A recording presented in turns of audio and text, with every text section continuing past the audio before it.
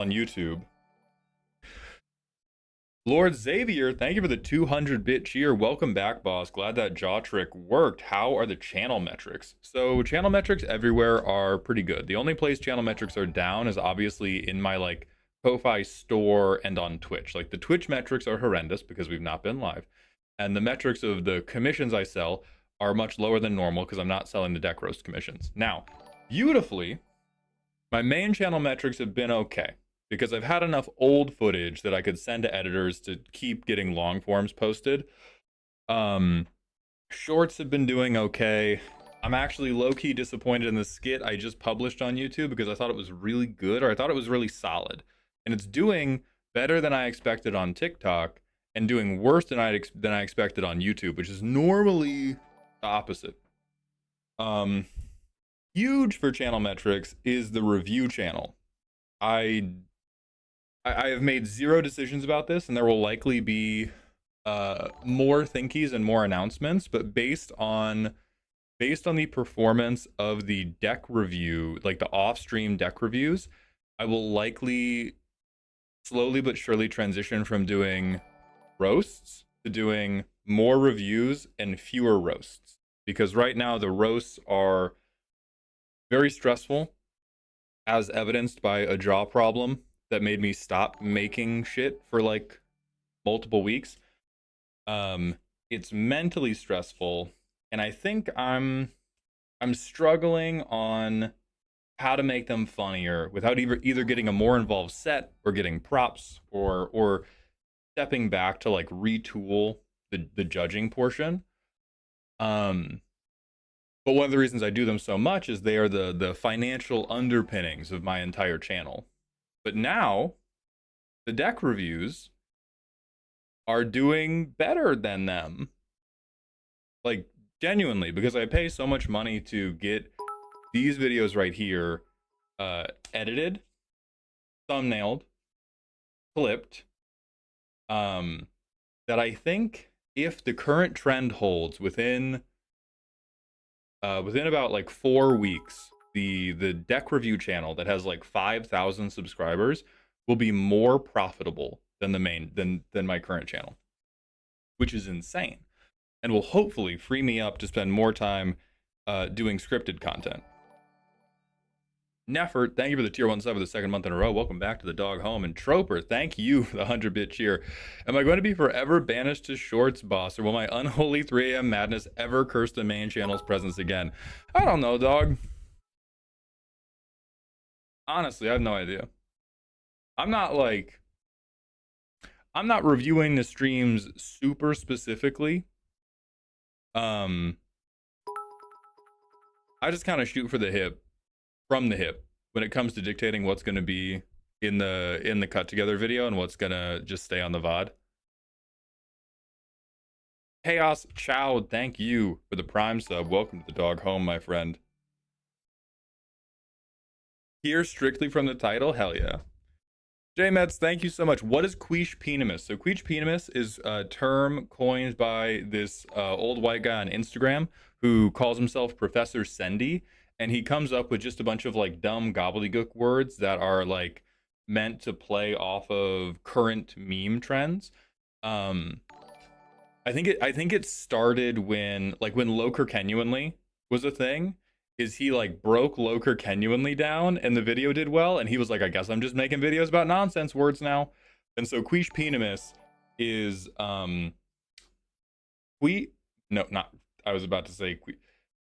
quirky plus niche is Quiche, and then it's peak plus cinema plus analysis. So giving the Quiche Peanimis on something is giving the in-depth high quality analysis of a niche or weird interest. So when I look at your commander deck and I break it down and I make fun of it, I am providing the Quiche Peanimis for your deck. And usually my Quiche Peanimis involves making fun of you. Found out my buddy bought 6 packs of MTG Revised. Yeah, who needs to ever own a home? Not fucking that guy. He could open a tabernacle, right? Live there. Was that in Revised? Fuck. Are reviews going up on Ko-Fi? Nope. Reviews can't Reviews can't go, are not, well, not can't. I'm not putting reviews up on Ko-Fi until I catch up with the backlog, and enough people have been buying the $75 on demand off stream deck review that I have not meaningfully caught up on the backlog. I did the like I've been, I think Thursday, one of the last couple days this week, I was able to do 3 reviews in one day. And that was like my PR for a while. But for a long time, I've only been able to do, or for most of the last month, I've only been able to do 1 to 2 reviews a day without my jaw hurting too much. And people have been buying 1 to 2 reviews a day. So I have been slowly getting people's deliverable to them, but it has not been reducing the size of the queue. And I'm not going to put the, I'm not going to sell more until I can get the queue down to a point where I can actually get them to people in a reasonable frame of time. TimeKit, could you answer my fitness question? Go fuck yourself and I'm kidding. I don't know why I'm being harsh today. I'm trying out a different, I think I want to try out different moods on different streams. I've been gone for a while. I want to be all claws, you know? Let me find your fitness question.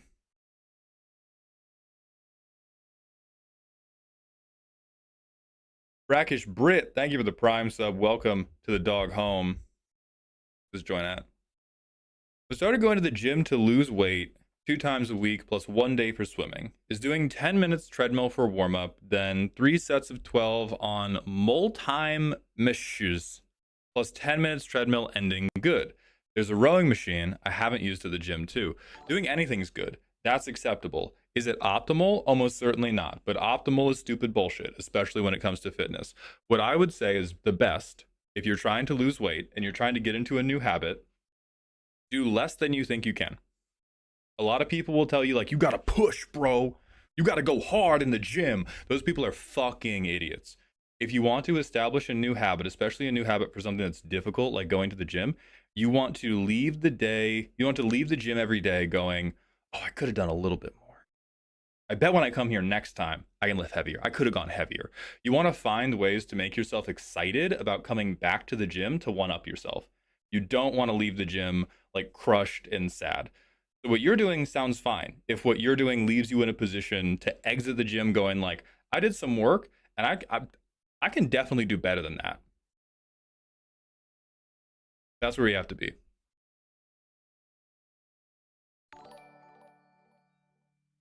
Kill Rats, thank you for the Prime sub. Welcome to the dog home. Lightning Lodell, thank you for the Prime sub for the 4th month in a row. Welcome back to the dog home.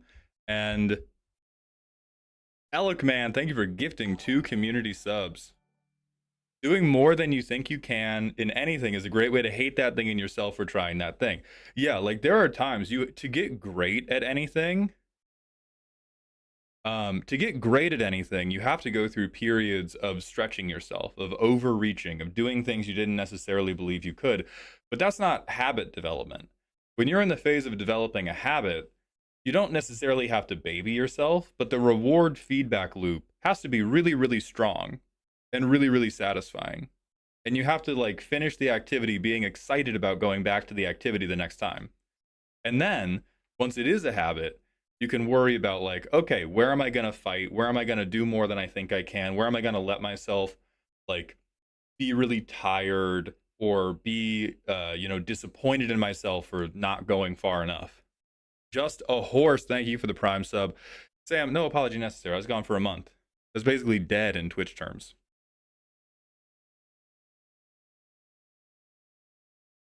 Personal question from Terrence. Have you ever actually acted on a trauma response and added cards to a deck just out of spite? No, I'm a pretty perfect person. I don't really do anything like that. Never in my whole life have I ever done anything petty, suboptimal, not incredibly well thought out. But that's just me though. I mean, I think the real answer is few things in this game seem bullshit enough to spite me. There are plenty of times where I will play a game and if I just get like, if my deck just has a crushing weakness to a certain strategy, I'll probably go back and retool the deck and be like, how can I not be so dog shit into certain strategies? But I don't ever go like, Ah, this is the one card that will fuck Jeremy Landfall, and slide it in the deck, and then say, okay, deck's good now. I never do that. But if I'm like, oh, I'm consistently without anything to do, or actually, perfect example, over the previous weekend when I was at Cool Stuff Con Dallas, I was playing my Yannick Reanimator deck, and I was noticing over and over again, okay, I have pretty good answers for when people have like low numbers of big threats.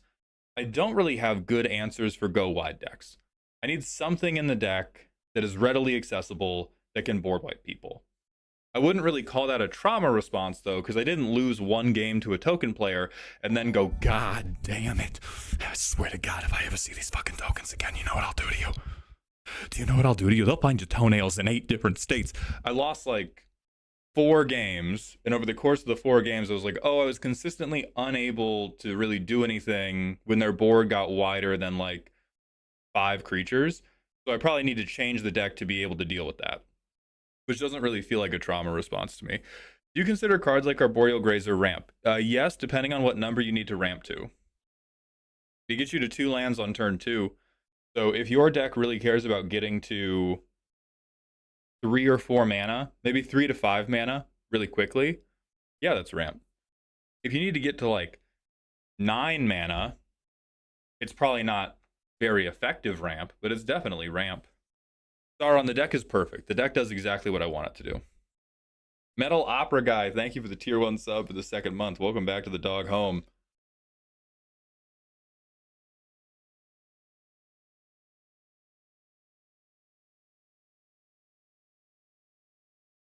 I'm trying to build aggressive low mana curve decks. Is it worth just having no ramp? Yes. By and large, my Centopuff, my philosophy on ramp is thus. You either want to have at least 10 pieces of ramp or none. There are basically no decks in the world that only kind of want to ramp. Basically, every curve, every game plan either wants to be ramping, and you should put enough in that you can find some early, or you don't really care that much about ramping, and you should be all in on curving out with good shit, protecting your good shit, blowing up your opponent's good shit.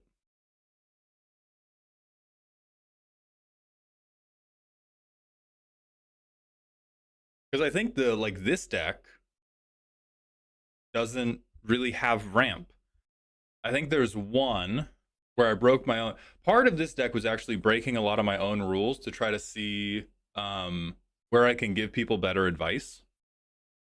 And I think one of the places I broke my own rule for this deck is the only ramp in this deck is Selvala, which is not really ramp, which is why it's not really breaking a rule, because it's not meant to ramp me to something. It is meant to be an output benefit of having already done the thing. And then I just get a million mana and a million mana good. Is Tutor land a hand ramp? No. My deck I put up for review has some whack ass ramp, and I am sorry. Don't apologize to me. Apologize to the YouTube comment section when we get your ass. Lumberjack Shaggy, thank you for the tier 1 sub for the 7th month in a row. Welcome back to the dog home. So this was you testing your personal boundaries and self-imposed rules.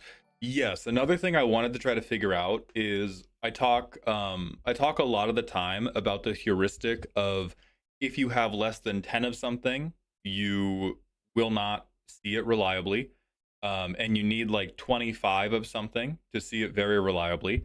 And one thing that this deck does very well is mill itself pretty heavily and then access its own graveyard pretty heavily.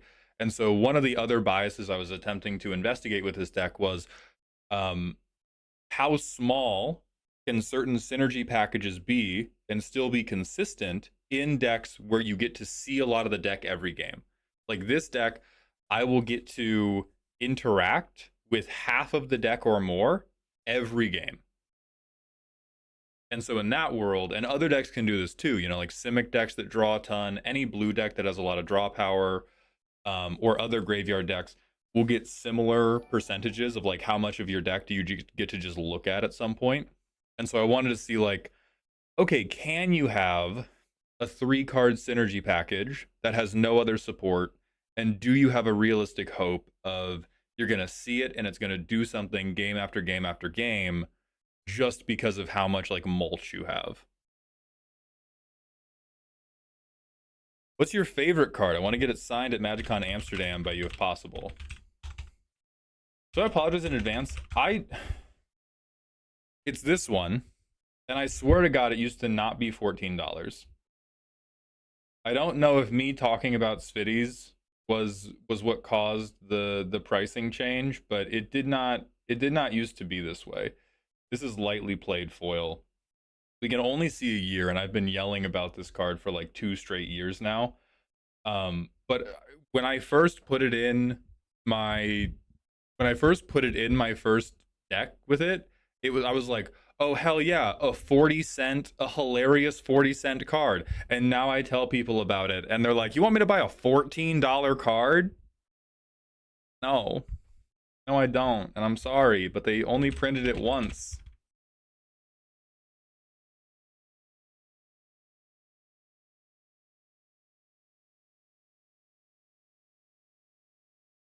You. What the fuck is this table, man?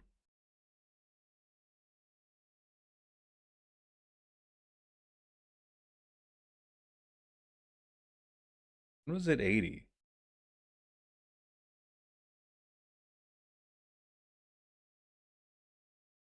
Okay, it can't be me, because there's been something. Like, it's continued to go up as time goes on, but even back in, like, 2024, it was still... When did VV come out? VV came out, like, here, and right after, with Final Fantasy, and right after VV came out is when I really started talking about it. And so it's, like, doubled since then. But it was still, like, 7 or 8. Danny Ugg, thank you for the Prime sub for the 22nd month in a row. Welcome back to the dog home. And the amazing Avian, thank you for the Prime sub. Welcome back to the dog home. Is it worth $14? Fuck no. Fuck no. This card is awful. This card is nothing. But it's hilarious. It is like every time I have cast it, from a win the game standpoint, it is a complete waste of mana. But it creates a funny situation every single time. Devil's Eye, thank you for the Prime sub. Welcome to the dog home. I appreciate that generosity. We've also got a random Smasher Pass.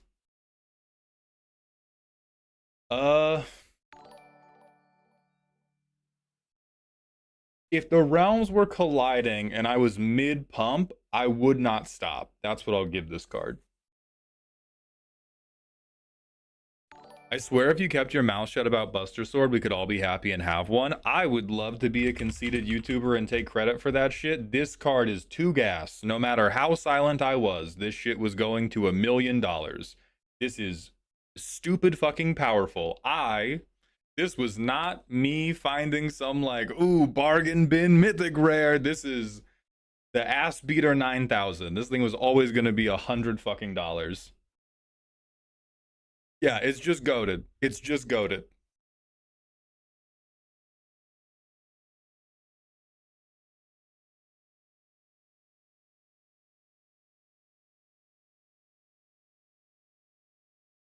Okay, there's Gecko Gamers. Are there other? There's the trauma response question. Gecko, thank you for the 200-bit cheer about the card at MagicCon Amsterdam. Aegis, thank you for the 200-bit cheer. Much like Maul's scalp, upon receiving a new install, this gift sub comes with strings attached. They will. They will. Oh, it's on cooldown. Thank you. And thank you for the 100 bits. Channel metric questions.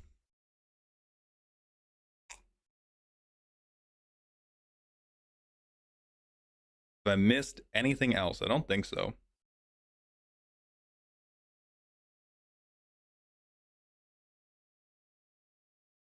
Every other content creator was talking shit about Buster Sword, lol. That's true, but I think that just influences the price as well, because it's just people talking about Buster Sword, and if a literate person reads the Buster Sword, they'll be like, oh, that's a good card. You only think this card is bad if you're talking about bracket 4 or you're a contrarian. And so even if other content creators were talking shit about it and I was the one speaking positively about it, it's just a bunch of us speaking about the Buster Sword, and then you read the Buster Sword and you're like, oh, I should put that in my deck. Oh, that's really fucking good. And it also it does look very cool. There's a ton of decks where you can just go like, oh yeah, and then this bird is gonna hold the Buster Sword. This fish is gonna hold the Buster Sword, and that's funny.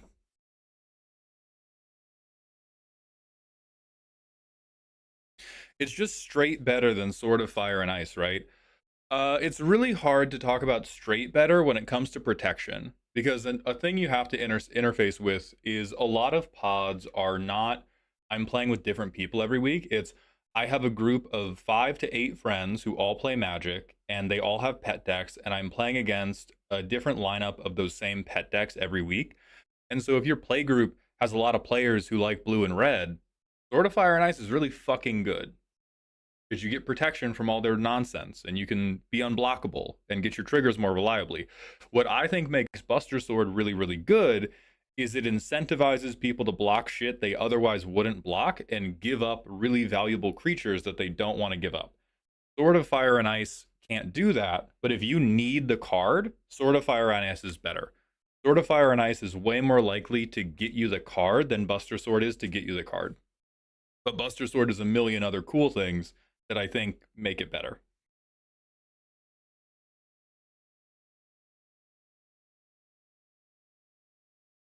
I'd like to say I have one, but I dread the few thousand card search. Yeah, I would too.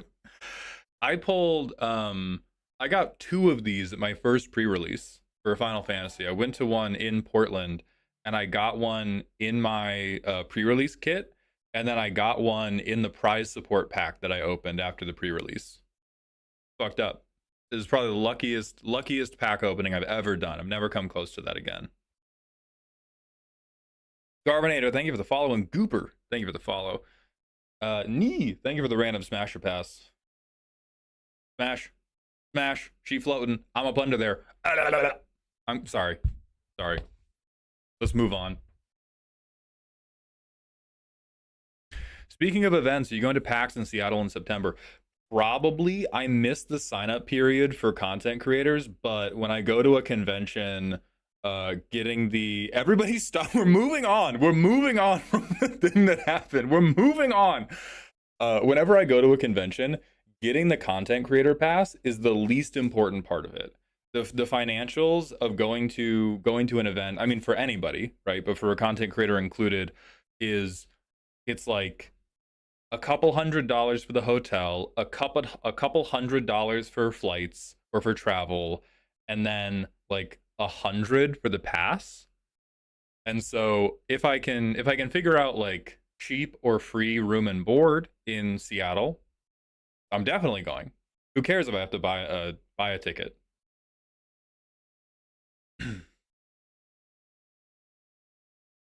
But like even if I got the content creator pass, if I couldn't if it, because there's some conventions where people are like, oh, you going to this, and I look at flights and I look at hotels, it's like, oh, it would be a $1,300 trip. It doesn't matter if you give me a free pass, dog. That's $1,300 I'm not spending. What?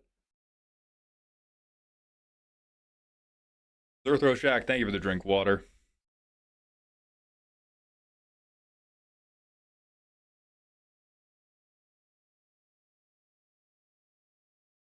$1,300 isn't that bad. I agree, but that's like the fucked up part is like $1,300 isn't that bad in the context of a weekend trip to a convention. It's a lot of money to spend regularly. Like I can't, and there's a lot of conventions that I air quotes should go to like network as a content creator. Like if I wanted to go to every, because it's so dumb. I don't want to make this too serious because it's not that deep, right? I make coochie eating jokes on the internet, but if I wanted to do this as professionally as I could, I would be treating every convention as like a work conference. And if I went to every work conference I could drop $1,300 every weekend and still miss some. And I promise you, I'm not making 1,300 back. So that's what I mean.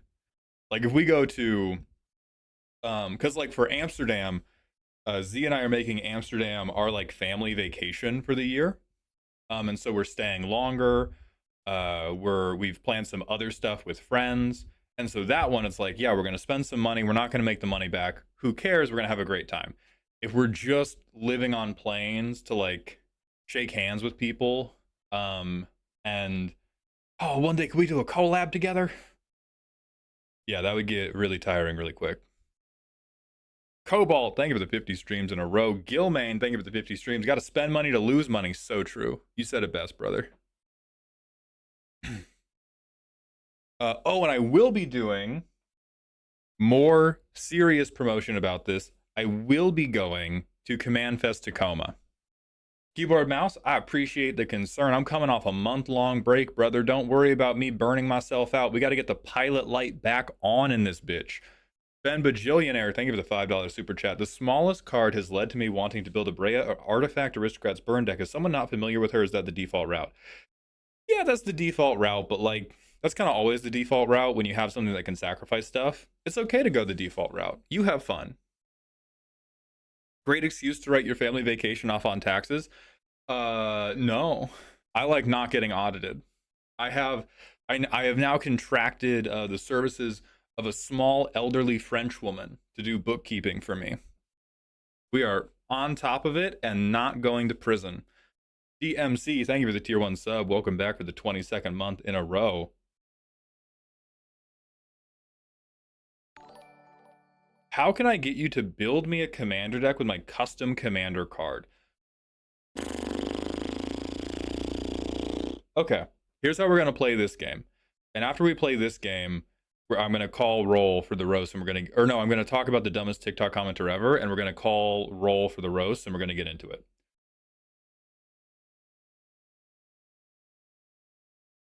The way the game's going to work, I'm going to throw out a number, and I want to see people who are interested in this service go yes or no. And this would be, you give me a commander, you give me an idea, and I build you a deck that's like VV Stompy or the Reanimator.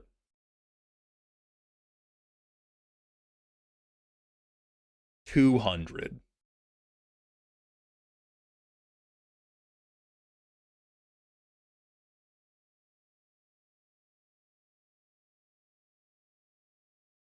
There we go. Yikes. No, that's what I expected to hear, and that's why I don't sell that service. Exactly. Nah, negative. Oof. The price seems fair. Thank you, Lord Xavier. And thank you, Aki. But like anything, I do promise you, I have thought about like a ton of different things I could sell. And if I am not currently selling something, it's because I think the amount I would have to sell it for sucks. I am underselling the effort. Like that's the thing about it. Like 200 is like cheap for that. That doesn't mean you should pay 200. Like you shouldn't do that. You should like I don't sell the product because you shouldn't buy that for $200. Like it's fair to me, and also fuck that. Boss, what do you think about Mage Ring Responder as a game ender for a silly Nico deck? I don't remember the card, but I remember this coming up in a previous Nico deck, and yes. I mean, maybe once in a while, right? Because the thing about it is, there is a way to do this that I consider morally bankrupt, and there is a way that I would do it. And the way I could do it that is just completely morally bankrupt is there's a lot of cards in different colors that are just good. Like if you give me a commander and you say, I want a Maulhound commander deck, I have this bit that I want to work, I could pick like 10 cards that actually do the bit, and then if you're in green, I could just stuff it full of 1-mana ramp. And if you're in like black, I could put in all of the underrated mulches. And if you're in blue, I could put in all of the really good card draw cards that people forget about. Like people still forget about stock up. And I could hand you that deck, and that deck would like feel more gas than what you're used to if you're somebody who's used to like pre-con gaming, and I would feel disgusting taking $200 to do that.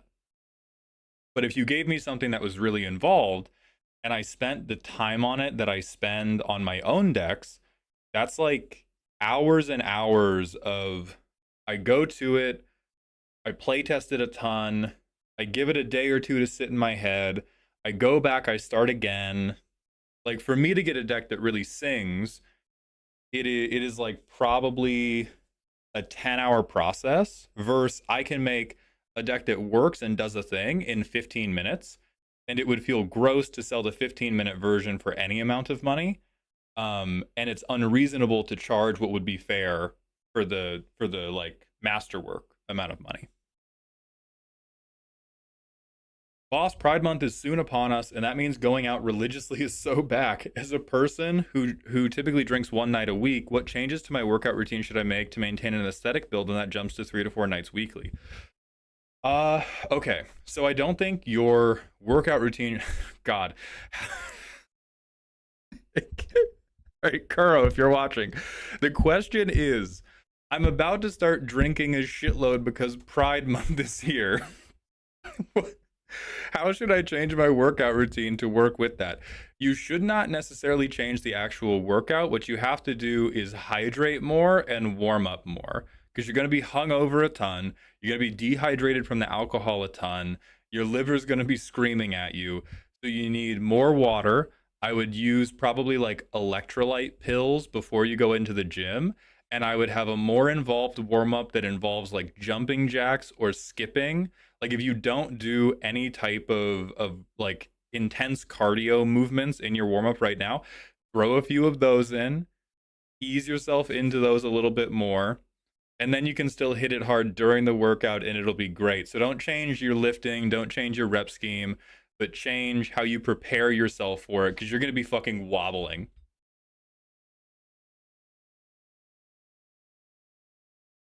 Honestly, just down 3 monster zeros and you're good. Never do that. Don't.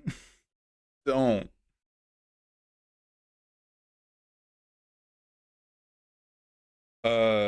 Plague, I think we can't answer this question. I'll do it in between. I'm vamping too much. Cave Smash, thank you for the 65 streams. Little Mix Doom, do you think the price of Buster Sword is at all influenced by the fact that it's an extremely iconic weapon? Do you think it would be the same price if it was a Universes Within card name, something like Eternity's Edge or whatever? Oh, it definitely influences it. I would say maybe by a factor of 2. Because the other thing about the Buster Sword, it is really good. Way better than a lot of people gave it credit for when it first came out. It's definitely having a huge price bump because it's iconic. If it wasn't iconic, I think it would still be a $10 to $20 card easily, just because can go in every deck totally colorless and very useful.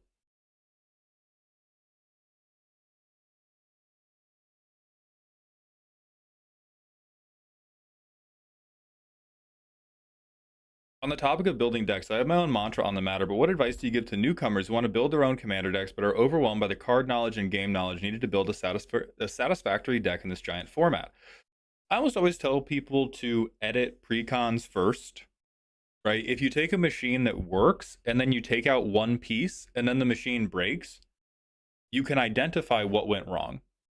If you look at a working machine and then try to rebuild it from memory and then it doesn't work, you have a much harder time identifying what you fucked up in the process. So I always tell new deck builders, take your favorite precon, take the things you don't like about it, try to fix that, and then play the deck and you're like, oh, that did work. You can put that in your head as like, ah, good thing, yes, me good deck build. And whenever you fuck up, change one thing at a time, you can go back and be like, ah, okay, this is an important thing to not disrupt, whether that's mana curve, whether that's the amount of ramp, whether it's the card draw, whatever.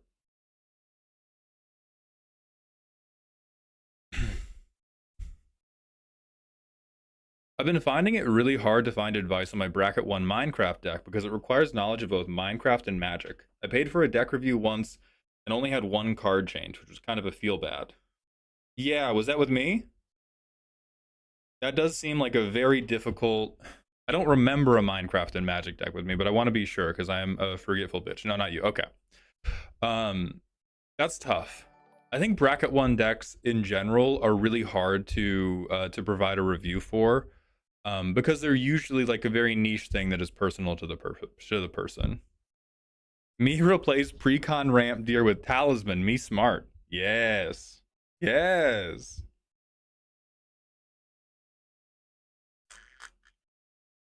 I have done a basic commander template because I really dislike the 8x8, 10 of all this stuff that I see put out. But the problem is my commander template kind of assumes that you've gone, like the reason mine's bad is it assumes you have gone through the period of editing precons, because my template is identify the most important thing to you, put in 30 cards that do that. Identify the next most important thing to you, put in 20 cards that do that. Identify funny stuff that you're okay with only happening every couple games, put in 10 cards that do that, put in lands, your deck is done. And that requires the deck builder to have an intuitive understanding of what card make deck do that. Right? It's really broad, so it's easily digestible if you're like, oh, if what I really care about is ramping into a big shithead, then 30 cards have to ramp you into a big shithead. And then 20 cards have to be big shitheads. And then 10 cards can be like whatever. So like if a commander wants artifacts, you put in 30, then like 20 creatures or something.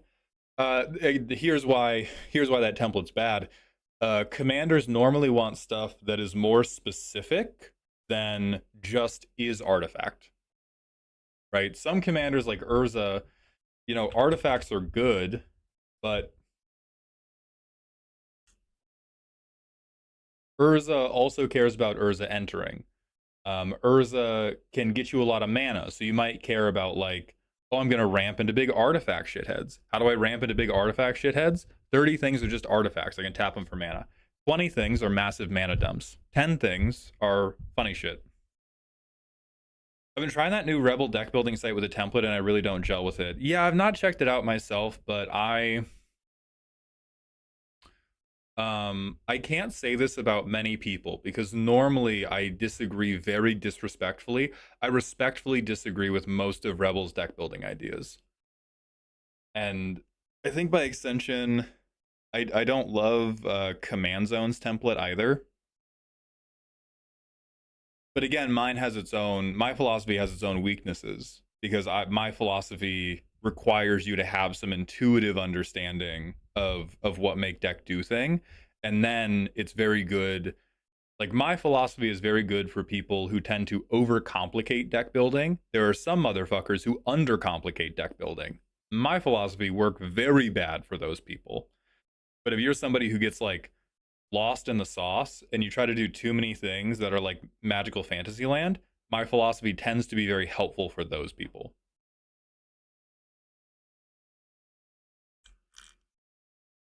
Undercomplicate EDH rec warriors? Yes.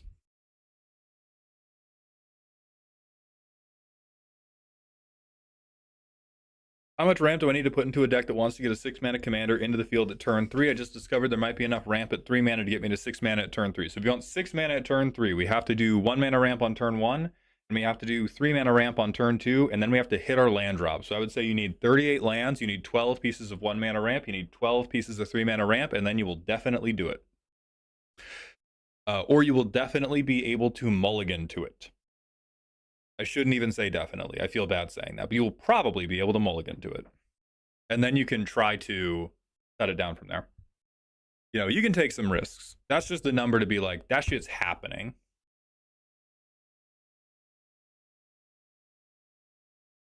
I don't even know if there's 12 pieces of 3 mana ramp. Genuinely. Who the fuck has 12 1 mana ramp? Good deck builders. People who really want to ramp on turn 1. The 1 mana ramp part is the easy part if you're in green. If you're not in green, very tough. But if you're in green, yeah, all of your decks can have 12 pieces of 1 mana ramp.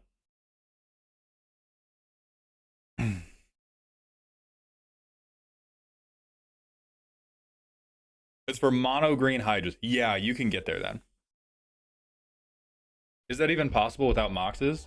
Somebody asked about using the O-Tag system. O-Tag ramp, mana value 1. Hell yeah!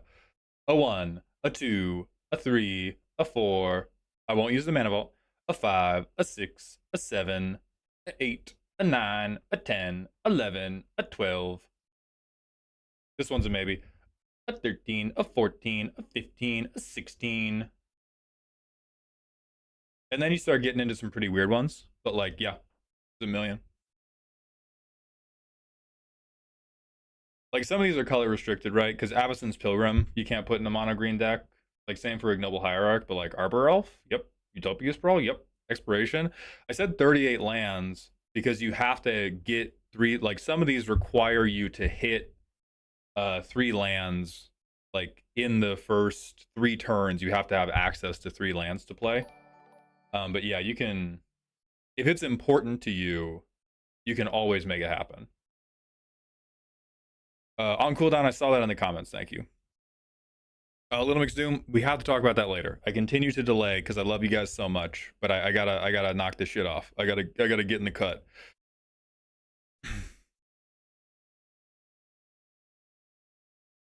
And Dirty Dan, thank you for the 14 months. At Prime, my friend. Welcome back to the dog home. Yeah, 360. Let's talk about the new dumbest TikTok commenter ever. So I do want to, before we talk about this, let me fix my lighting a little bit. We're going to go to the just... Why is this camera fucked? There we go. We're going to go to the just chatting screen for this. Do I want... Is there a different screen I want to be on? No, I think I want to be on this screen. Okay. So we've set a new record for dumbest argument I have ever seen on my TikTok page. I did a skit a few days ago. It was about being bad at shuffling. And one of the characters mana weaves. If you don't know what mana weaving is, it's when, after a game, let's say all these cards are lands. Like all the cards on the top of the deck here, all lands. You go, oh man, I don't want to have my lands in a big clump. I'll just put them in every couple cards. And you slide them in like every 2 to 3 cards. And then you go, great. Now my lands are distributed well and I'm going to have a good game. That's cheating. Me personally, I don't really care because it's going to make our casual Commander game better. But a ton of people in the comments being like, that's not cheating. It's not cheating if you shuffle after, which is true if you shuffle thoroughly. But every motherfucker in the comments was like, oh, but no, if I have my pile of lands and I stack my deck, then I just have to give it a little half-hearted shuffle and we're good to play, right? That's what makes it cheating. Like it's Schrodinger's cheating. If you shuffle a little bit, but stacking the deck still helped, the help is what makes it cheating. You can't fucking stack the deck and then give it like a half-hearted 2 or 3 shuffles and be like, now it's totally random. If the thing you did confirms for you that your deck's distribution is not random, congratulations, you cheated. And that's fine in casual. I don't give a fuck. But there were people in my comment section going like, I would never cheat. I'm not stacking my deck, dude. I just like the order it puts my cards in. I can't fucking handle these people. I can't fucking handle these people, man. Now, how the fuck do you argue that it isn't cheating? Because some people don't understand how bad they are at shuffling. Like some people, most humans are bad at statistics. Some humans are so bad at statistics that they think doing one of these, where you take a little bit of cards and you put them in the middle, totally re-randomizes the deck. Because they have never seen a street magician. Some people are really struggling with that. And so some of these people will argue like, oh yeah, I stacked my deck, but then I shuffled it a little bit. Did I shuffle it enough that stacking the deck didn't help? No, it still definitely helped, but it's shuffled now. Like they tunnel in on the word shuffle and they pay no attention to the word thoroughly shuffled or sufficiently randomized. Now, if you mana weave, stack your deck, put all your like most powerful cards into wherever you want, and then you shuffle enough, that's fine. That's not cheating. Like then it's just like a superstition. You know, like you like if you have dice and you blow on them before you roll, that's fine. Now for all of the people this is another thing. Pile shuffling does not unmana weave you. Pile shuffling merely stacks the deck again, perhaps to a manner that you don't understand. But don't like pile shuffling is the worst option for how to uncheat a mana weave. Oh yeah. Okay, you're mass shuffling multiple piles, yeah. Oh hell yeah, that is very cool. Plague Father, a pile shuffle is where people go like, okay, I'm gonna put this card into stack 1, next card stack 2, next card stack 3, next card stack 4, next card 5, 6, 7, 8, however many piles you want, and then I pick up all the piles at the end. If you are good at manipulating cards, that's how you trick people and actually like hardcore stack your deck. So pile shuffling is like the worst type of shuffling you can ever do from a perspective of avoiding cheating at the commander game. Yeah, because it doesn't actually randomize. Like if you are a pile shuffler and you're a cheater and you know where the cards you want to like maintain the order of are in, you can pile shuffle in such a way that it looks like you're randomizing and you still know exactly where all the cards are. Versus if you just like split it into a bunch of different piles and then just like mash them together, this is, you may not like it, this is optimal shuffling. What the, I suck at it, so I can't do it quickly. But you just want to like split your deck into multiple piles over and over and over again, and then just like mash them together randomly, or just riffle shuffle.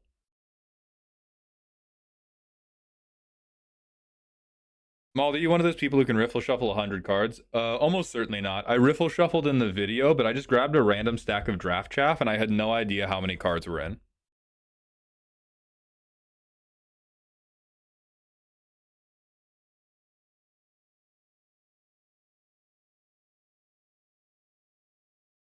Finally managed to join a stream. Bro, I'm fully convinced one of my podmates is mana weaving. Genuine Dokes moment. He checks his cards after every game and piles lands onto non-lands. Like, yeah, I got an equal ratio this game.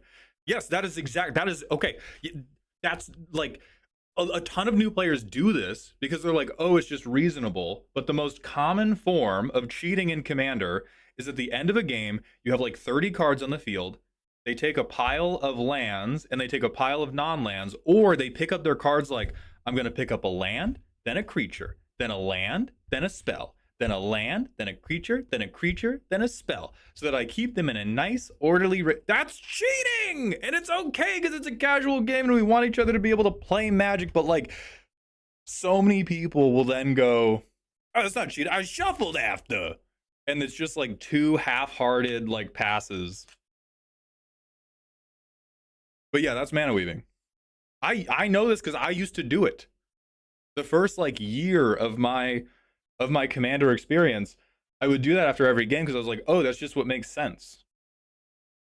And then I played Magic even a little bit seriously, and I was like, oh no, oh god, I gotta go, I gotta get the fuck out of here. That's when you hit them with 10 shuffles when they ask for a cut. Yeah, bro. If I see somebody mana weaving in casual, I don't really care.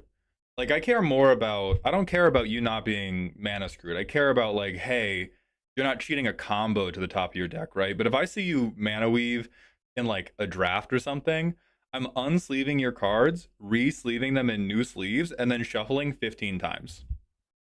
We are drawing that match. You are not getting your deck back for 55 clear minutes. Fuck you.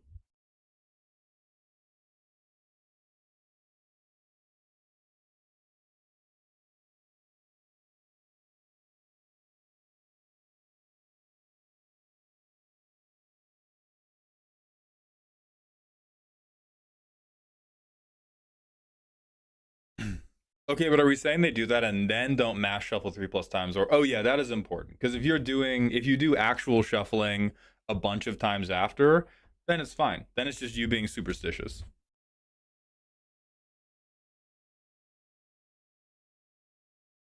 Right. The main point is three little like pick up a stack, shuffle it into the stack shuffles is not good enough to randomize your deck. And most of the mana weaving debate, most of the conversations about mana weaving are just the people who mana weave shuffle way less effectively than they think they do.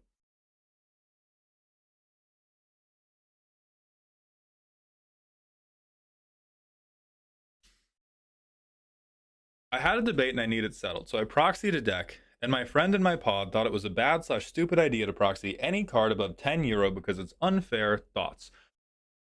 That can be unfair if no one else in your pod is using cards above €10. I think it is a very stupid standard to hold yourself to, but more expensive cards tend to be better because of supply and demand. I think every pod, if they're not in an LGS or in a sanctioned game, if you're playing kitchen table Magic, you should just be able to proxy and play what you want.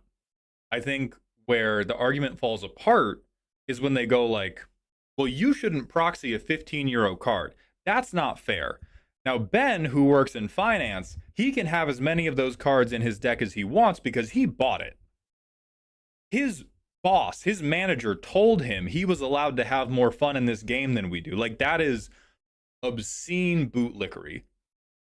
And so if your stance is, oh, I just want us all to play with budget cards because I think they're more fun, sure. If your stance is, oh, no, you shouldn't have the $10 card because I believe capitalism is a strict meritocracy, and Benny Finance gets to have the $500 card, but idiot.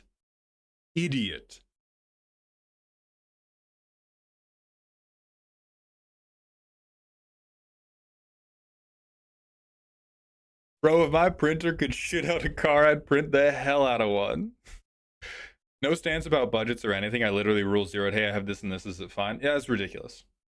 That's ridiculous. You're either like, you can be against the power level of expensive cards because you don't like the power level of them. But if you're for people with more disposable income having the powerful cards and other people not, you're just a bootlicker. You might not know it. Like, it's probably some internalized thing your parents did to you, but you got some meditating to do.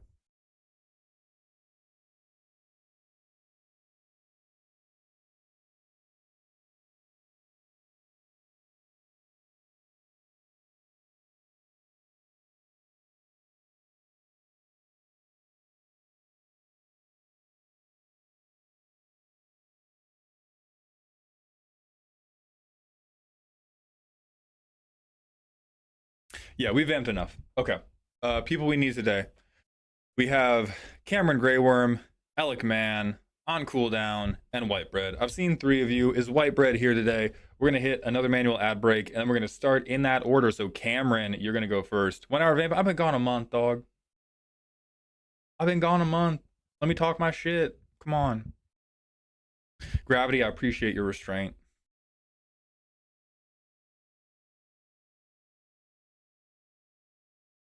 I've been unseen. Okay, we have our 4 people. There is also Future Man X, who I think is they're a casualty of the scheduling. They got fucked up right when I went on my break. So Future Man X, if you are here today, we will add you to the roster today. If you're not, then we talked about next Sunday, who you'll be guaranteed for as well. Where's the pointing and laughing? We're gonna get there, hopefully.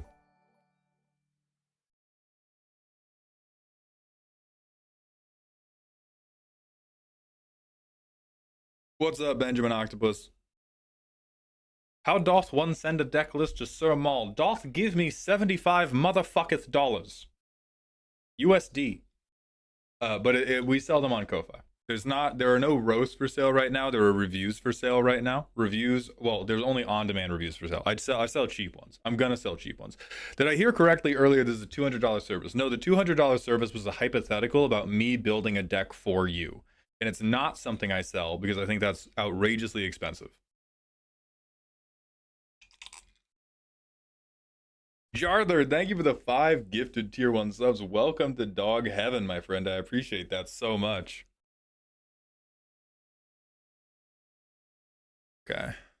We good? Are we good? We feel good. Feeling funky fresh. And then actual last note before we get into the actual roasting portion, I'm going to highly encourage everybody, if you think you might be interested in this service, check out Mauledhound VODs on YouTube. That is where I publish the non-stream deck reviews, because some people do think they want this service, and I tend to be like, I'm trying to be mean because I'm trying to make it a roast, and I do my best to make it a type of meanness that we can all laugh about after. Sometimes I do get it wrong, but the reviews is just me chill trying to help you. I will crack a funny. I cannot stop myself from cracking wise, and so there is still humor there. But if you think you want this service, maybe you're saving up for it, maybe you're waiting for them to go on sale, check out the review channel first. Those go on sale for cheaper, and it may be more in line with what you actually want.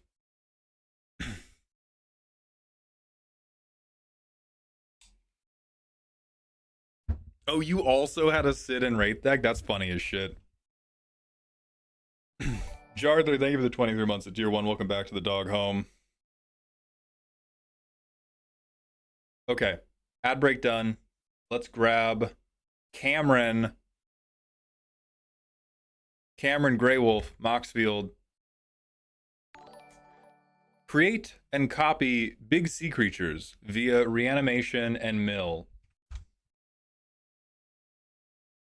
Cthulhu's Family. As always, we're going straight into the playtester. I don't give a fuck what you say is in this deck. Let's get the zoom-ins a little bit right. What do we have? All right, we have reanimation. We have 0 lands, a board wipe, and the clean worst merfolk I have ever seen. So that's going to be a cool mulligan. Well, no, the land's not going to be on top. We have 1 land. I have a looter, the clean worst merfolk I have ever seen. Great. Sicko mode. We're going to mulligan that too, though. At long last, I have found 2 lands. Praise be. Praise be. We have 2 lands. I have Gyruda again. I got some draft common removal. Okay, Corpse Churn, Ghost Lantern. You are a freak and a fool, but can I... We're 3 mulligans deep. I think we've yet to really play Magic yet, but I can Corpse Churn, I guess. I mean, it'll probably put something big in my graveyard. We're gonna stick with this. Okay, Victimize. I like that. What in the fuck is this? Colorless mana. What? Why are we paying 2 for Evolving Wilds? What the fuck? Look, I have all of my cards via bulk or trades only. Why?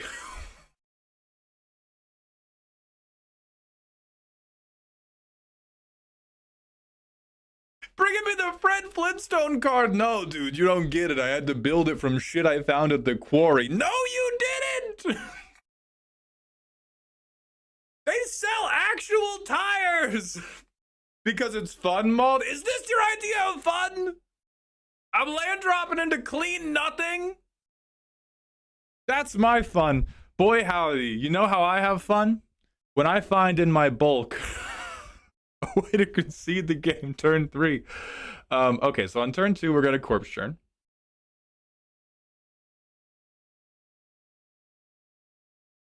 Dog. What the fuck? This is so hopeful. This is so hopeful. What in the absolute hell? All right, so we don't hit anything good. Bacon to a Pie stays. It's my pet card. Okay, then gun to your head. Which of the 4 mana terrible removal options do you want to keep? Gun to your head right now. Do you want to keep the Snussy, or do you want to bake people into a pie with this abomination you have put together? Pie, great. Exiled. Hell yeah, I play a basic. I can't play Bruno yet. Can I do anything? Not really. Not really. Ooh, nope. I got it. Ball is life. I'm making a 4-1 skeleton. What does this have to do with Cthulhu? Fucking nothing, but it was in a bulk bin, apparently. Little Mix Doom, thank you for the 100-bit cheer. Turn 4, hell yeah, impossibly expensive card that I have no fucking chance of casting. Runo is still worthless because he has to enter to do anything. We have no creatures in grave for victimize to target. Fuck yeah!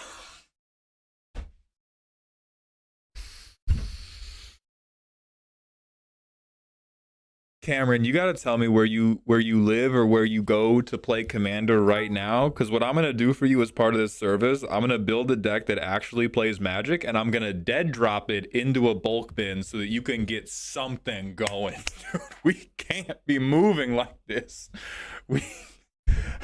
I suspend the deep sea kraken for 3 mana. Watch out, baby. Yes! I have all these lands in play too. I haven't been land dropping. I haven't been land dropping. I still can't play any of the real creatures, but I can. Guess what? Ball is life, baby. 2 4-1s. 2 4-1s. All right, where's the guild gate? It's tapped. Fucking tapped. All right, let's mulligan a little more aggressively. Okay, we got some.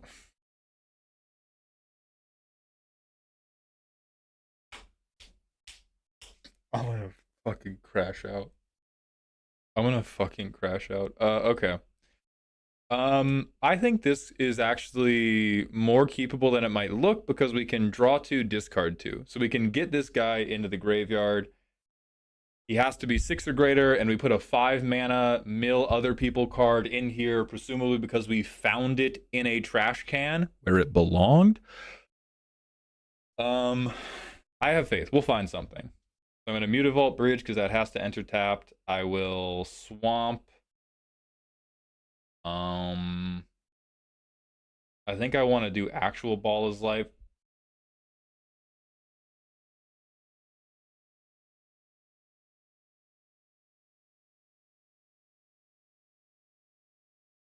Why did I even come back?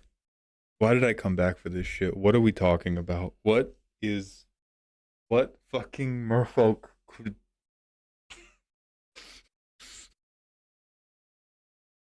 Okay, that's fine. That's fine, bro.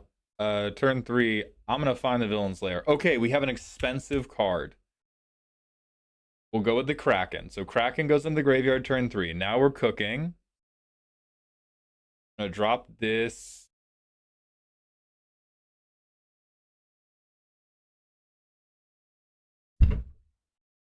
Whole deck fucking explode. All right, we have a million problems here. Let's get into them one by one. So, interaction, horrifying. Horrifying. We have a lot of reanimate. We have some untagged lands. We got some expensive creatures. We got no reason mana rocks. Fuck yeah. We have snow that we found. Murph.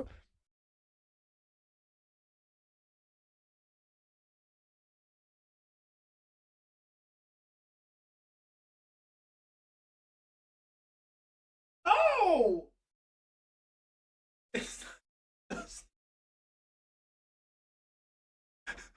I found the deck in a bulk bin, they say.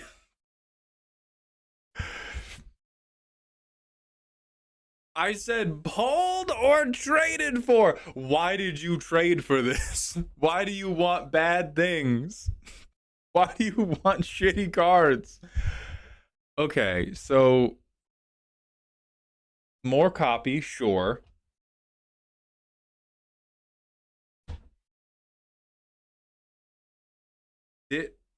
Okay.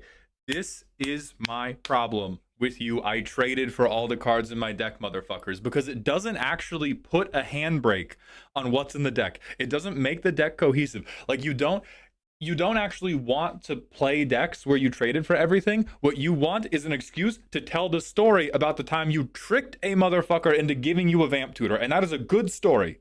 Okay? The day you convinced somebody that Snowlands were worth $50 a piece and they should give you Vamp Tutor for 3 of them is a good story. Bring it in a binder and talk about it during Rule 0. We can't. Our only 2 instants can't be Vamp Tutor and the most dog shit draw I have seen in my life. Holy shit. Good job trading for these, though.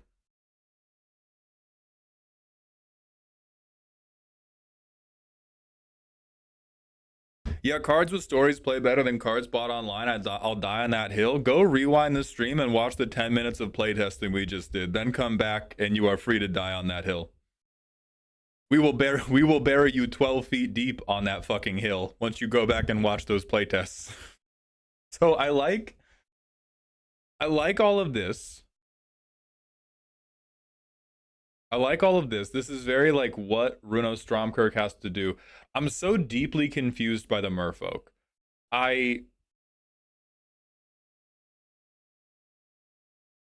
It's magic. It's not that deep. I shouldn't make it so serious. I'm going to anyway. Here is my problem with boiling your deck down to fantasy racism, all right? Because when you do it like that, when you make it just speciesism, you set your deck up like a family reunion, and then inevitably you have to invite the 5th removed cousins that nobody likes. It is a funny sentence, and then these useless fucking merfolk show up, and they eat all the food, and they refuse to help clean up, and they refuse to put chairs away, and they're just in the corner. They're just in the corner. They don't progress the deck mechanically at all. When you play them, it's not funny. You just get the table to go, oh yeah, I guess that does have tentacles too. Cool.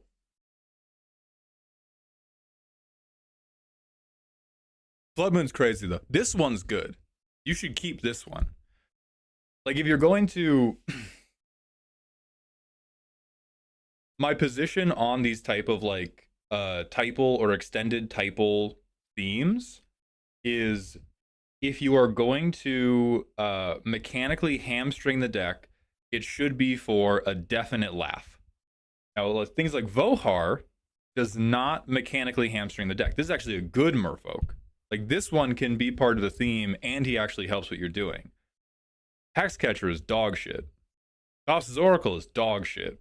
Sea Hunter is dog shit. Master of Waves, dog shit. Harbinger of the Seas, dog shit, but will make everybody angry, which appears to be the main output of this deck. Cleric of Chill Depths is just a chill guy. And so I think your primer talked about, like, I would like to stay on the theme as much as possible. We don't have one. We don't have one. We have an idea that you gassed out on halfway through and started grabbing anybody with blue skin, which is kind of fucked up. James Cameron will sue you. The theme is bad card. The theme is bad cards that I spend $60 to tutor for. So I think the theme of, and also we fucked up twice because we have a mechanical theme and then we have an aesthetic theme. Like, I get...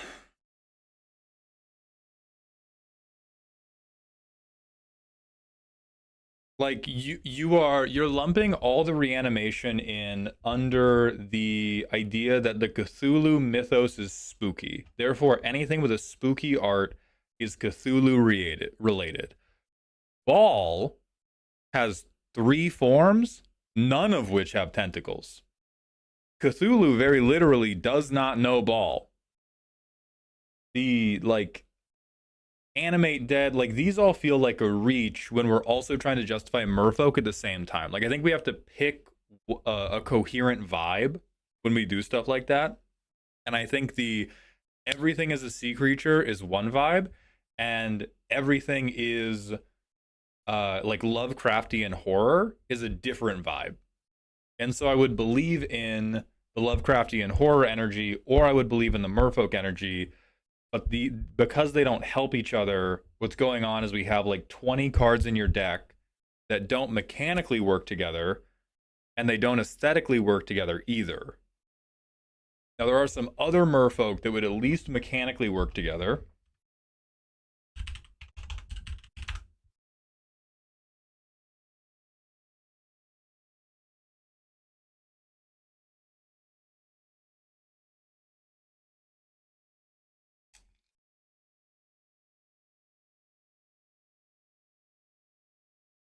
Yeah, there's Likeness Looter, there's Merfolk Looter. I think there's another one that's like Merfolk Looter, but it draws more than one and discards more than one.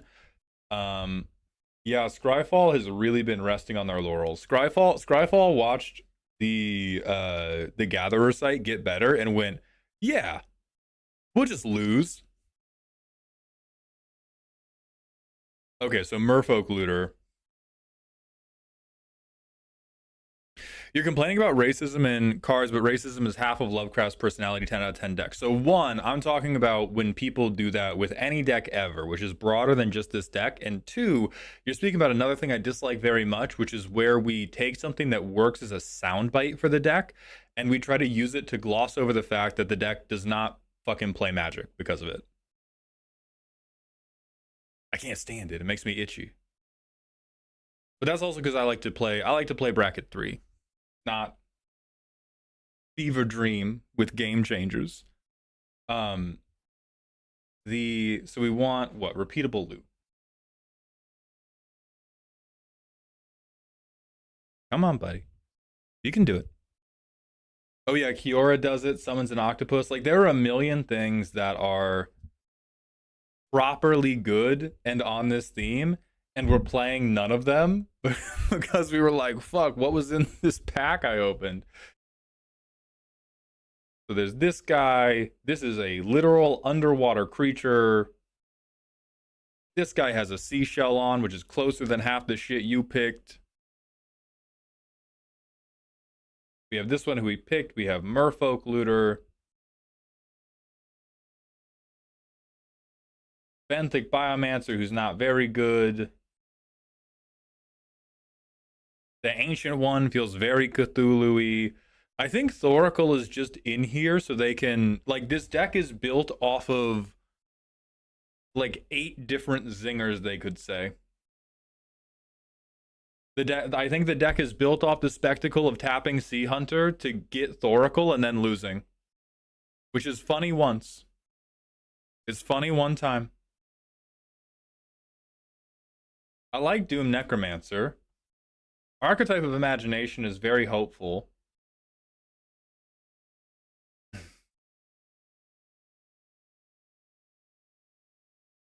But overall, it just comes across to me as deeply, deeply confused. Like we've put half our eggs in the aesthetic basket and half our eggs in the this needs to mechanically do something basket when we have an archetype that needs an incredible amount of support. I also don't think you want any of these mana rocks. If you do want the deck to be good, you could probably trade Vampiric Tutor for literally every card you needed for the deck to be good. But this shit is rank, brother. The deck is purely using Merfolk as cheap creatures. Have you heard of cheap creatures that do relevant game actions? Cheap creature. Cheap creature. Cheap creature. Cheap creature. Cheap creature. Cheap creature. Cheap creature. Now, some of these are like way off of theme, so I'm not recommending that you put all of these in, but I think it's like that's why I said this is an idea that ran out of gas, and then we just did fantasy racism. Is we really had something going here. We really had something going here. We stretched it a little bit here, and then we went like, fuck, what do I do? Fuck, man. I don't know what the fuck to do anymore. I don't own them currently. These are cards actively in the deck box. We gotta, it's a deck building game. It's a game where you get cards to build decks. We gotta do something.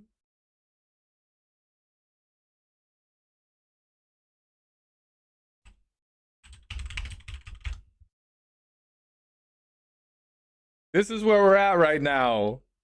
Oh, get the fuck out of here. Shout out my boy Carl Urban, but this is you. This is you with a collection of like 5 koi fish. And that's the whole deck. Sea creatures is the only theme I care about here. Okay, so if sea creatures are the only theme we care about, why do we play summon undead? That is not me trying to rake you over the coals. That is me attempting to interrogate your creative process such that you will reflect on it. If the goal of the deck is to be a sea creature deck, why do we have a lamp with a man inside it? Right? Why do we have a bone monster? These are the types of questions I ask myself when I am building a deck that is for a gimmick. Because we can build a deck that is all about, like, if you want the entire deck to be you doing the Discord soundboard thing of fish every time you play something, hell yes, that can happen. Hell yes. But we got to be married to that theme. We can't get halfway through that theme and then be like, ah, man lamp. It's devastating.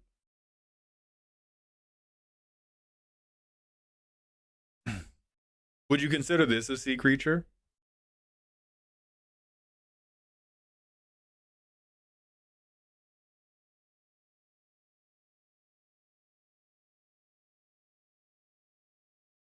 The idea behind the deck was to put all the expensive creatures needed to transform Runo into the grave and then play Reanimate to get around the CMC. Right, but you just told me the only thing I care about was sea creatures. This is we're George Orwell 1984ing right now. I'm not saying it's bad. Like, it's okay to have two different things, but that is where the disconnect in the deck is coming from, is you're like, this is what the deck's about. Sea creatures. And then I started talking about sea creatures, and you're like, well, the idea behind it was to reanimate all these expensive creatures. Cue me being ripped in half. And so I think what would help the deck a lot is to make that decision more aggressively. Because, like, look at this guy. Draw 2, discard 2? Hell yeah. Hell yeah type shit.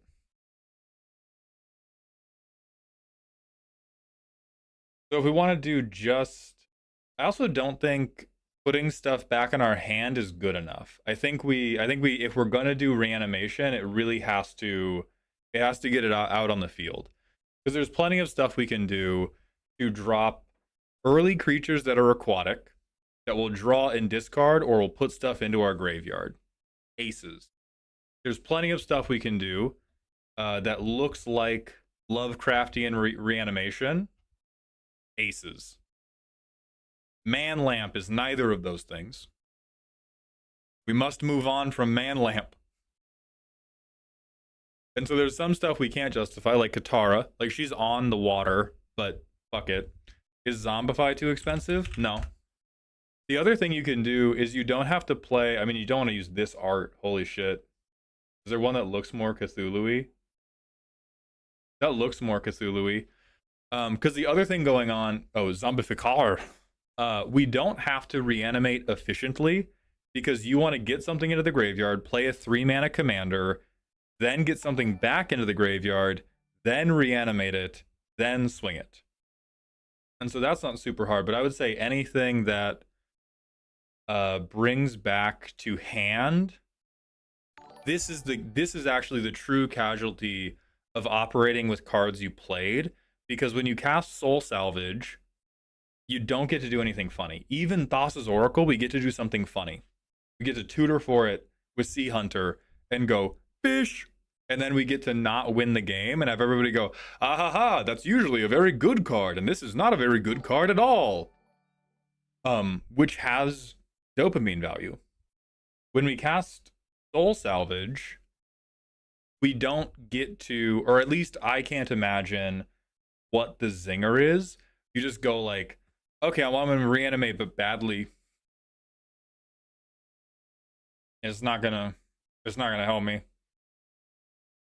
Like, at least reanimate, we can this looks very Lovecraftian, and the mechanical output of this is fish. Like, if the mechanical output of what you have done is you get to go fish, I think it's pretty solid. If the mechanical output does not let you go fish onto the battlefield, I would not be running it. And I would replace it with something that is aquatic and helps you set up for your commander. Or it would be another thing that puts it straight onto the battlefield. And then I think you can get this deck to like work good style. Work good style, and you get to make all the jokes you want. See, like Cephalid Looter also does it. Silvergill really kind of sucks.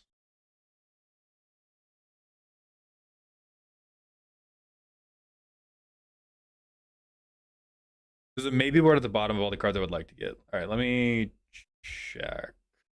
Considering.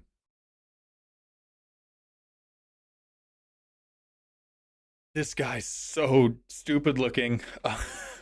I can see the use case for him. What I don't like about him is he costs too much mana to activate the ability. But I see why you would want to put him in. Oh, hey, see, we got there.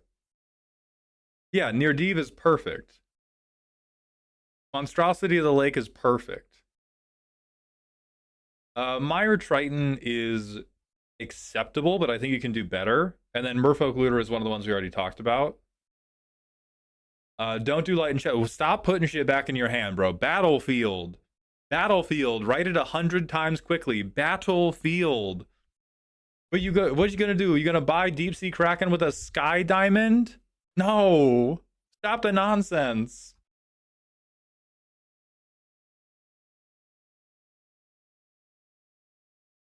Protection from kill spells? That's not fish. The cards have to say fish. Akon, thank you for the tier 1 sub for the 10th month in a row. Oh, see, here's a Merfolk. 1 mana to do it. Isn't that bad? 9-cent card. You can definitely find that in a bulk box somewhere. So that's what I would turn. Like, if you want it to be Merfolk sub-theme to hold to the Sea Creature sub-theme, make all of your Merfolk Looters. You have enough to replace all of these non-Merfolk Looters with Merfolk Looters.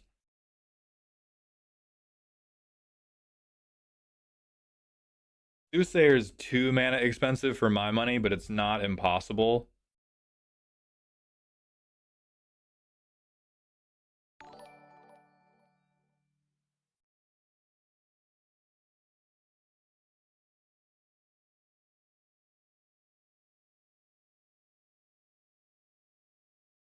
And then I think we're good. And then we're zooming. And we can have a funny deck that gets to do what it wants to do really reliably, versus right now, like, we have an almost keepable hand, but if we want to transform our commander, we have to skip our first land drop to discard one of these guys, which is horrifically slow for bracket 3. But if this Merfolk, actually, that's what I'm going to do. I'm going to hit you with the hypothetical, I'm going to hit you with the bad faith hypothetical bullshit.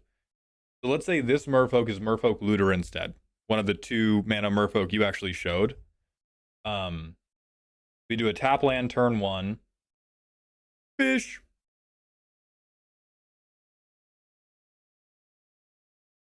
Fish. Put it on the top. Turn 4, we have now flipped our commander. Huzzah. Command tower. Draw. Get this motherfucker out of here. Put it back in there. And now we're just waiting for a reanimate spell, which is still kind of rough, but is a way better situation than we have been in otherwise, because we have a transformed flying commander. We can block pretty well. We could just play, like, we could play this and go fish, and he's gonna get big. We draw a card. Oh god, imagine this was a useful creature. We can... Oh man, these tap lands are killing me. Put Crabomination in there. This guy gets bigger. And so we have a board state that looks like we move in. And I'm going to pretend this is another looter, actually. This is the 3-mana looter, because I love bad faith hypotheticals. So I have Malakir Rebirth now. Can I play this? Oh, still a tap land. So still a tap land. I'm going to draw 2. Look how big this guy is. Discard 2. I should have held this. I play this, Spawning Kraken. Fish! Draw again. Discard again. This guy's getting big. Now I have like big wide board of fish. Big wide board of fish. I can have been copying this guy the whole time, and it's all turned on just by playing the cephalids that were already there.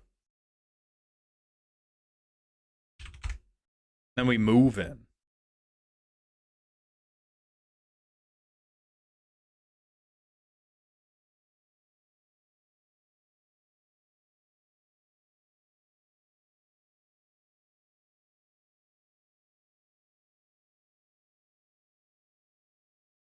All right, I'm going to grab your name from here. I'm putting you on the real Megumi Fushiguro shit, because I actually do think you have potential. I think you have very real potential here. May I ask for suggestions on Commander Protection and Mana Rocks offline? I think if you get the looting thing figured out, your deck probably doesn't want to run Mana Rocks. I would actually cut all of them. If you don't want to cut Mana Rocks, the only Mana Rocks I would play are things like Thrawn Dynamo or Worn Power Stone. Because there are only 2 numbers of mana that we care about. We care about having 3 mana, and we care about having 7 mana. Because we need enough mana to play our commander 1 time, or we need enough mana to hardcast the guy that we were gonna reanimate. So I would look for things that give you more than 2 mana when you tap it.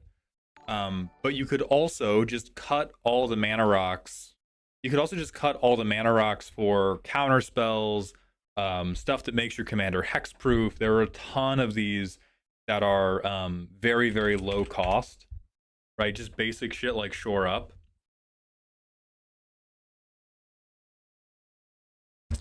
But 90% of what you're doing becomes very easy once we have the critical mass of looters, because once all of these are looters, and you even have like 1 or 2 more, you can just spend all your turns like draw, discard. Are you the thing I need? No. Are you the thing I need? No. And you can find your protection. You can find your reanimate spells.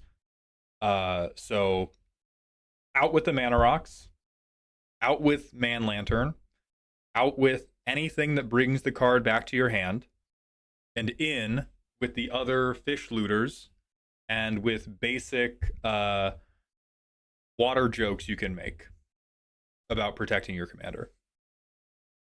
And then you lit. And I think the deck actually ends up less expensive than it is right now. Like, you could cut $80 from this list instantly and replace it with like $3 of bulk bin cards. And it would become a lot more reliable. I like Chasm Skulker. No, blah. No. Shh, look at the pretty flowers. Reform's great. I think the only one I don't like in here is Nemesis of Reason, because you're not milling other people out. If you want them for aesthetics, that's okay.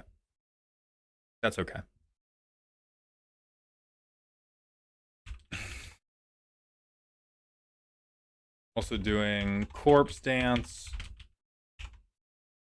from Silver Gravity. I spelled that shit so wrong. I'm sorry, brother. Exile it on end step. Ooh, actually, I think with our commander that can work. Yeah. Oh, but it's $10 fucking because it was only printed in fucking Tempest. A Cthulhu deck should be all about mill, though, realistically. That is the sacrifice we have to make to preserve the sea creature theme. That's the thing. Because if we do, okay, because it's Cthulhu, it has to be mill, and it has to be merfolk, then we have to play Ambassador Chad Quatus, and the deck sucks. If you're trying to split between 2 themes, you have to be you have to make a couple compromises. And the compromise we have to make is if we want to maintain it as sea creatures only, it's going to have to be looting and not mill, because a lot of the merfolk mill shenanigans we can set up are too mana intensive or they require too many combo pieces versus the looters just work. You just play the card and it makes your deck work. Cameron, that's going to be it for you. Thank you so much for submitting. We're going to go to the manual ad break, and then it's time for Alec Man. Then we can do vamp time. So if I skipped your question earlier, we can come back to it now. Triple Mango Threat, thank you for the 17 months with Prime. Everybody clap for our YouTube editor. And I'm a Jane, thank you for the 1 year at tier 1. Welcome back to the dog home. My jaw's doing better. It's hurting today, so we probably won't do a ton more roast streams this week. But it's doing good enough that I think I can probably do like 1 a week. And Akon, thank you for the 10 months at tier 1. Welcome back to the dog home. And Epion AC, thank you for the tier 1. Welcome back to the dog home. What are your thoughts on enchantment subtypes like sagas and rooms? Love them. Sagas and rooms, very cool, very based. Feel like starting a new WoW hardcore character. Hit me with a race class combo, horde only.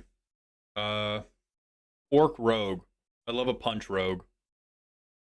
We do need more rooms. We need to get back to a plane where we can do rooms again. Little Mix Doom had a question. Let me go find it. Oh, are there any anti-mill cards I can include in a Golgari Amori creature deck? Shuffle Titans. I think that's basically it. Because if they need to be all creatures,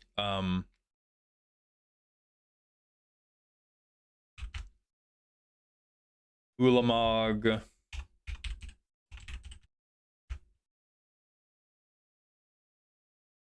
Yeah, is there a tag for this?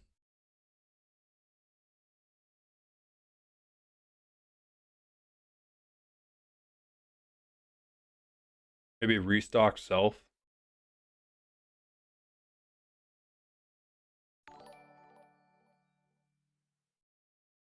Also, you're in Golgari. Why anti-mill? We can't unpack everything. All right, we can't unpack everything all at once. Personal question from Exidian. What's your favorite weird kind of dumb mechanic? So I'm gonna say it, and you're all gonna be mad at me, and I need you to give me a fucking second. It's ninjutsu. I know. You all thought of Satoru Blightsteel immediately.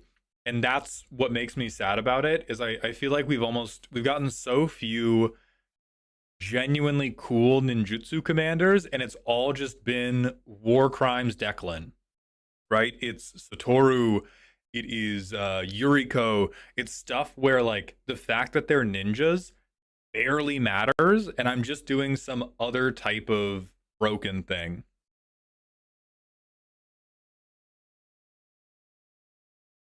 Ninjutsu doesn't feel weird to me. Yeah, I mean, people who like stuff never tend to. I don't know. It's weird in Magic is a very hard thing to nail down on, because like almost nothing in Magic is actually weird other than banding.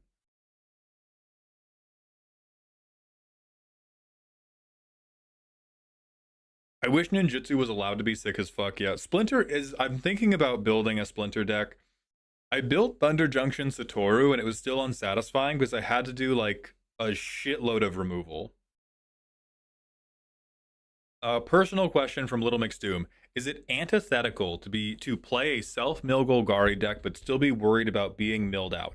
It is not antithetical. It probably means you have built the deck wrong or you have pulled a punch somewhere you shouldn't. If you are self-milling and it is a problem for somebody else to mill you, it almost certainly means your deck is not good at closing out games. That can be on purpose or on accident, but usually when a deck is not good enough at closing out games, it creates more problems than it does fun.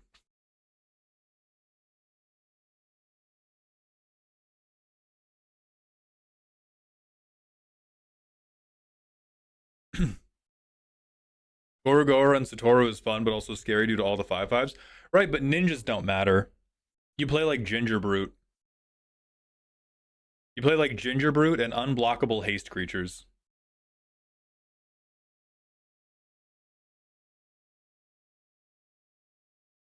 All right, random smash or pass.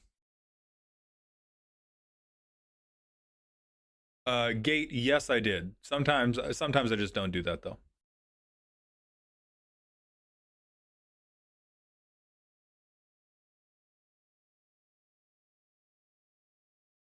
Hard pass. How do I view a card's tags on Scryfall? So when you're on the card, scroll down. In the toolbox at the bottom, open on Scryfall Tagger. Under card, here are all the different tags given to that card. Look for the one that sounds like the thing you need, and then click on that, and then click on this little box with an arrow, and it will create a search for you with the O tag for the thing you want. And then Anime King, at what price is a deck no longer considered a budget deck? Also, when do you consider a deck to be expensive? I never pay attention to that.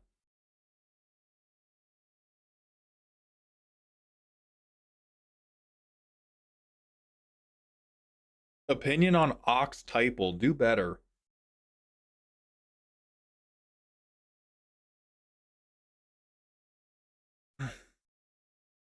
Which creature do you wish was legendary to have as a commander? I broadly agree that everything Wizards has not made legendary has been for our good. I have some non-legendary creatures that I like. I don't have any legendary creatures that I think should be allowed to be a commander. I don't agree with everything Wizards has ever done, but every single non-legendary creature somebody has been like, "Why won't they let this be a commander?" I'm like, "Because it's fucked up. Because you're crazy. Because you want to brash taunt or Dawnsire me every game. No!" That one's kind of funny.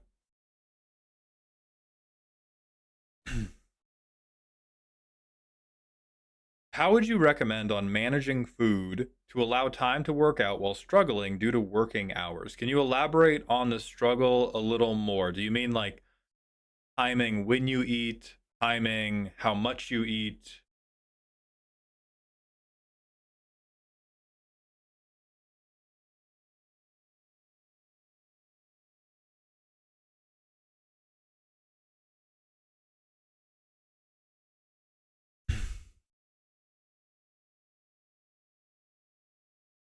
Ba ba ba ba ba. Oh, what's your personal favorite way to get a game to hurry the fuck up? Misplay. Easily. Personal favorite way to get a game to hurry the fuck up is to just swing out on somebody, even if I know it will end in me losing the game. The reason commander games take forever is because we're all playing with like weak stuff so we can have fun. And then we get 45 minutes in and everybody gets afraid of having fun because they might have so much fun that their chest explodes because they got kicked by a dinosaur. Stop being afraid of that. Just swing. Every time a commander game has ever gotten stuck, I just swing out on somebody. Game ends soon. I finished working at 1800 and I can swim at 2000. Including traveling, I can't get home and cook food and work out. I've done some meal prep, but looking for advices on that as I'm still struggling with it. Okay. So, one thing that could be very helpful to you is one meal a day. That could be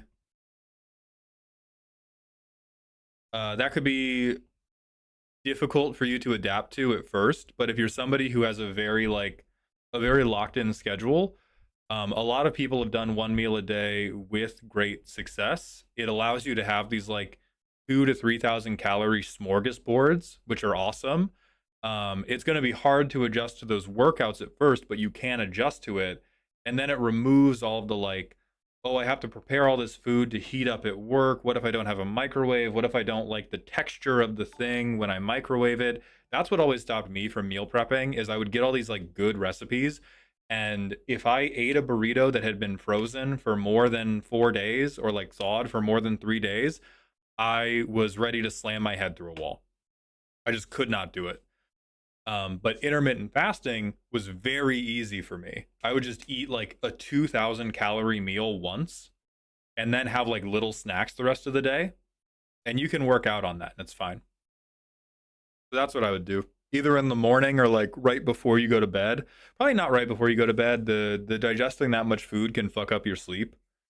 Um, But at some point where you're not going to have to do a lot of like physically active shit, have like a 2,000 calorie meal.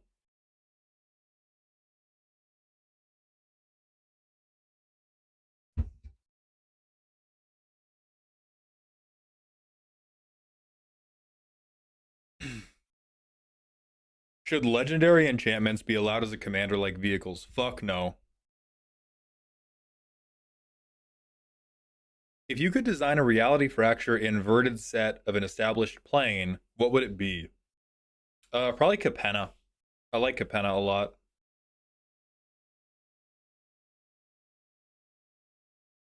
Okay, from Chaos Child. Mauled, the last time I played Magic was at Guild Pact. I'm trying to translate my old banding deck into a commander deck. What do you suggest as a commander for a banding deck? Going to Yu-Gi-Oh! You gotta buying a coffin, checking on your medical insurance, making sure your life insurance policy is current. Metamucil. There's orthopedic shoes. There's nothing. There's nothing we can do for you. Get ready to die, old man. What's your favorite Pokemon boss? Ooh, Typhlosion.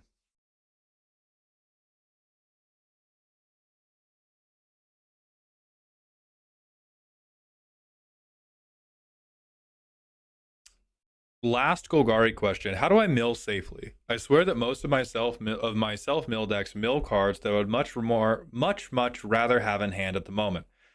That's usually a balance of like, how much stuff do I have to get a thing out of the graveyard, and do I have stuff with flashback? Because like let's go to my Mox field.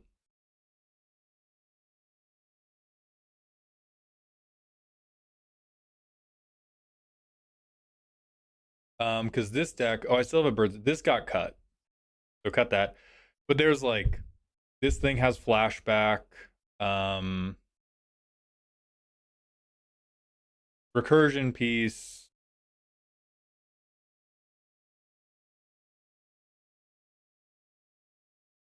This guy got cut. This gets me something back. Ripples of Undeath lets me pick one thing back. Recursion piece, recursion piece. Tutor for a recursion piece. Recursion piece. Juafeet also got cut. Recursion piece.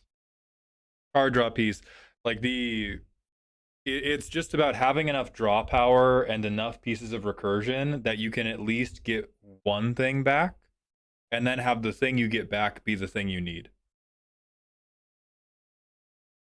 Follow up: Fire Typhlosion or Spooky Typhlosion? I am not familiar with Spooky Typhlosion's game. I'm a Fire Typhlosion man.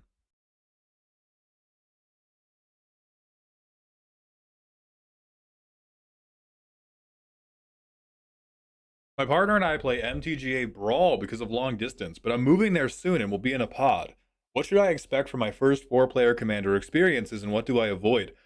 I would try to not set many expectations. Every commander pod is different because commander is much more a social game than it is an actual mechanical game. As far as what do I avoid,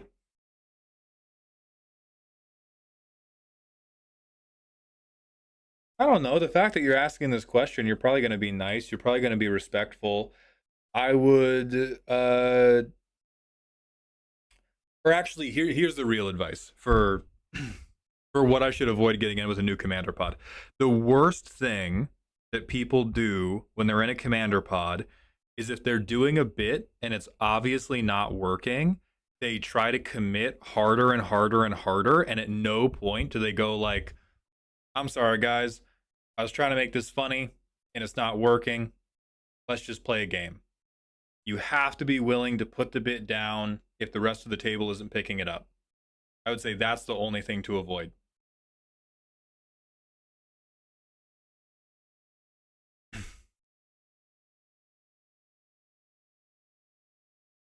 It's also definitely not the same game as Brawl, for sure.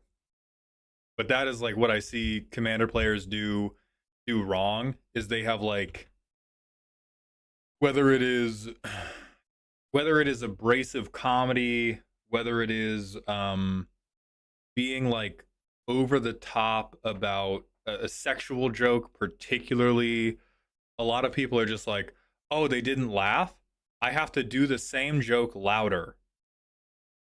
No, no. Sometimes you just bomb, that's okay. Sometimes you just bomb and you play out the game as a respectful person. Joe, I don't have a favorite on card.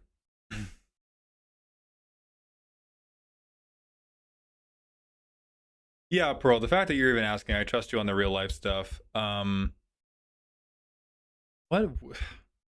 I can't even think, because I went through the same thing, and it was honestly pretty smooth. Like, I went from playing almost exclusively Brawl to playing in a pod, and it was like not a problem. Favorite type line you've seen on a creature? Don't have one.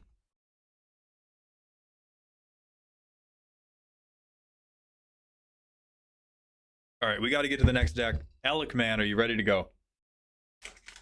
I'm gonna eat some nerds.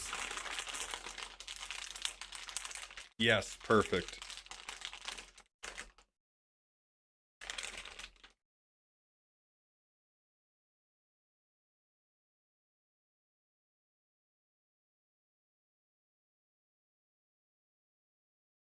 Jazza Proxy and on cooldown made the same joke. Who wants to get banned? You're both gone. I'm putting you both on a fucking shirt.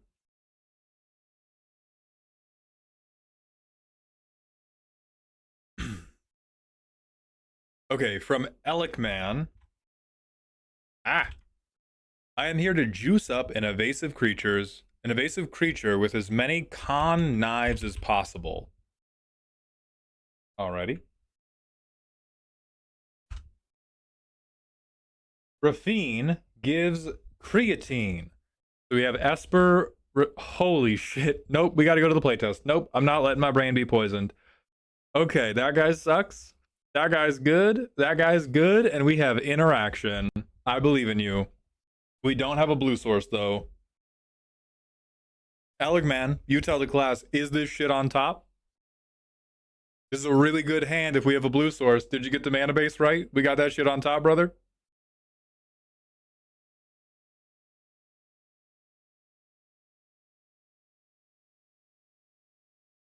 Probably not TVH. That's too bad. Oh, it was not on top at all. Okay. Now we have 1,000,000 lands. Solid.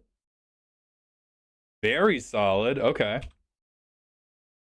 So I'll play this tapped because I don't have anything to play turn 1. I'll get a guy. I will get the main guy. And I'll swing this, they'll connive once. I want creature cards in my graveyard.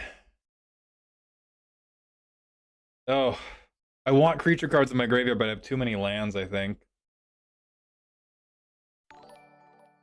I'm going to discard a land.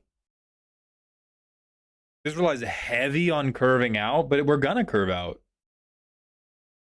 You're a fool. Watch me curve. Watch me nay-nay. I played 2 more things. I swing 2. And I now discard 2. Oh, God. I think I discard 1 land, 1 guy. He's myriad, though, so it fucking sucks to discard him. But we'll get 1. So we play this. We curve out even harder. And now we can swing 4. So this should be a big turn. 1, 2, 3, 4. We go discard, discard. Gonna have to drop at least 1 land, but I get 3 triggers this time. And then I get to proliferate. So I proliferate, proliferate. These guys don't have counters yet.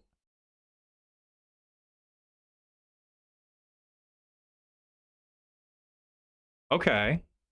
But I'm seeing the vision. We have how many creatures in our graveyard? 2, 3. Okay, the vision's a little bit nearsighted. We might be a little bit cross-eyed, but I'm seeing something. Because we swing with 6. We make 3 more. So we're going to connive for 9. Who's going to connive? Probably an unblockable guy.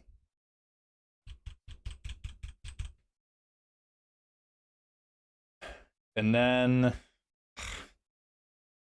Okay, I think Teferi's Ageless Insight has to stay. 2, 3, 4, 5, 6, 7, 8, 9. And then I'll draw a card from this guy when he hits.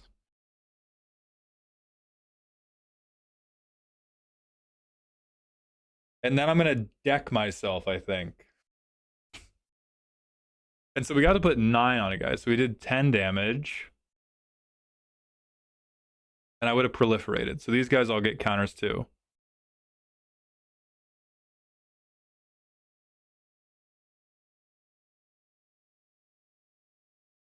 I see your vision. I see your vision and I respect it. What I dislike is that any board wipe does cause us to run screaming from the table. And we also have to leave ourselves really open. It kind of seems like we got the Christmas land kind of. I think Grateful Apparition probably does a lot of work in this deck when you put the counters on different targets. And Avenger of the Fallen does a crazy amount of work in this deck. And so we have to swing out with everything all of the time. And there's every possibility, and we have like a shitload of unblockable creatures, which is dope. But the green player could very easily turn to us and be like, okay, you're being really annoying, so I'm gonna hit you with 25 Galta damage. And it seems like the wheels stop spinning really quickly if we ever have to make anyone block. So 30 pieces of draft chaff, 6 pieces of protection, 10 tokens.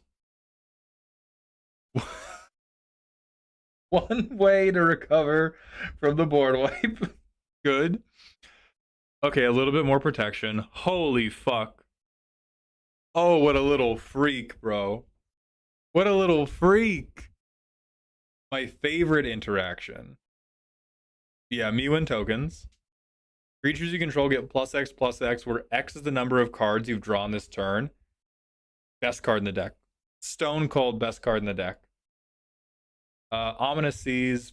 This is fine. Nefarious card Touchery. Okay, I see it. Sure. Okay. Well, you know, yeah, card neutral, sure. I immediately question why this is not the cat, right? Because the cat can come in during combat as an attacker, and even if they kill it, it's just... Oh, because it cycles, maybe? That's incredible, Cope. Turn it into the cat. Yeah, the cat, Enduring Curiosity. Do we have it already? Is it just in a different section?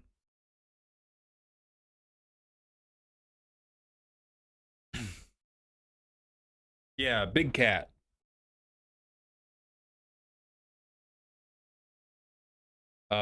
Yeah, this seems very solid. That seems very solid.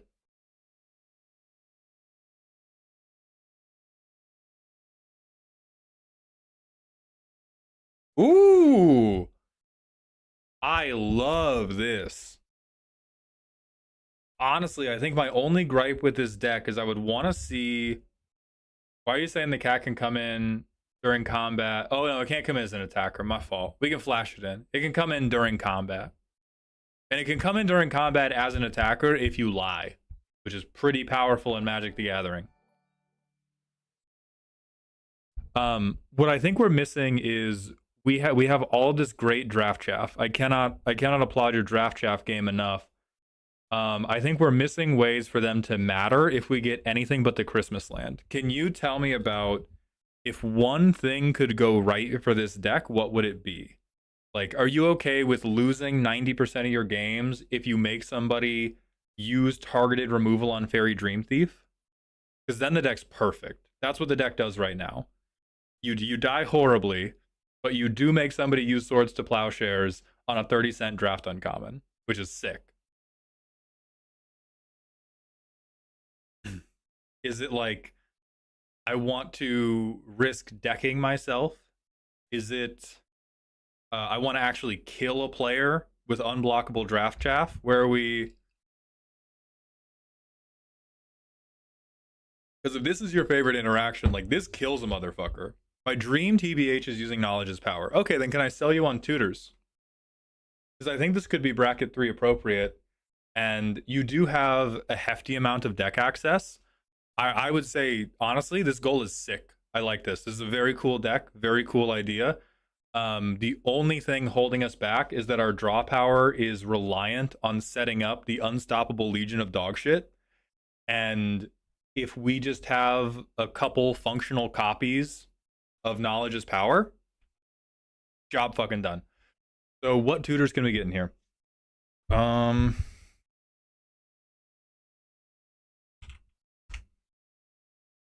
We can get Moonblessed Cleric. I'm trying to think of enchantment tutors. There's Idyllic. I'm going to try to get you creatures if I can, because I want to get stuff that can double as like, is body can swing, right? Anytime we can make it, is body can swing. Bingo bango. S Tetra, thank you for the Prime sub. Welcome to the dog home, my friend.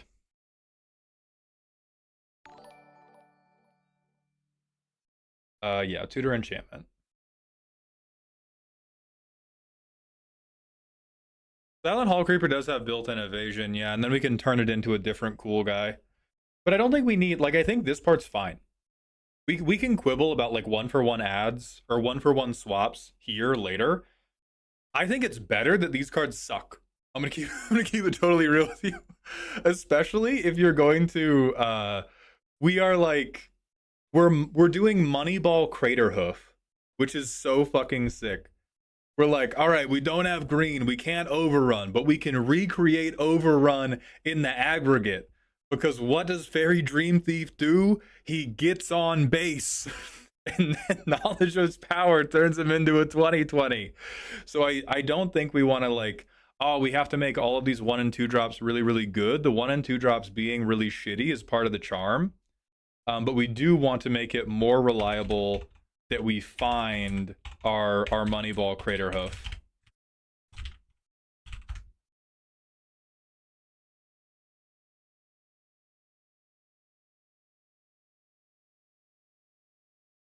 Wouldn't the Craterhoof be a Moonshaker? That would be literal Craterhoof, yeah. But I don't think we want to do that. Or at least that's not where it feels like the goal is. Because it feels like the entire goal of this deck is I'm going to beat you to death with shit that you underestimate.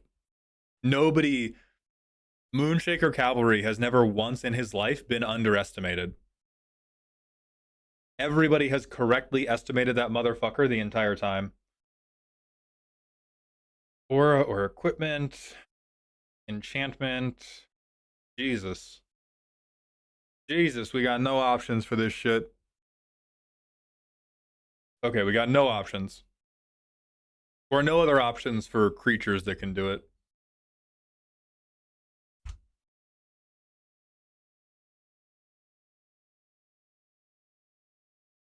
Do you think big board recursion pieces would be good? Yeah, for sure. We're gonna get to that later. Let's handle the tutor thing first. We have, see, this is why my deck philosophy is always pick the one thing you want to do, then do it 30 times. This is where we get 2 synergy pilled, and we try to do, like, we try to put 8 different cool things in the deck, and we make the one really cool thing we want to do less reliable. Elikman has stated the dream, knowledge is power, and I fucking kill you with with murders at Karlov Manor.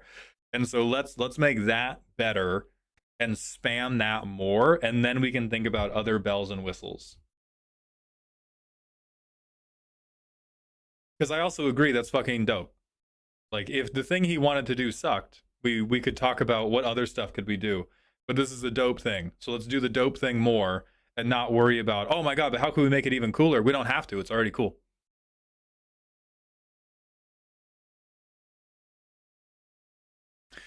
Ooh, props is Very good. Yeah, Alec, how do you feel about Prof's eidetic memory? Okay, so we have enlightened, idyllic.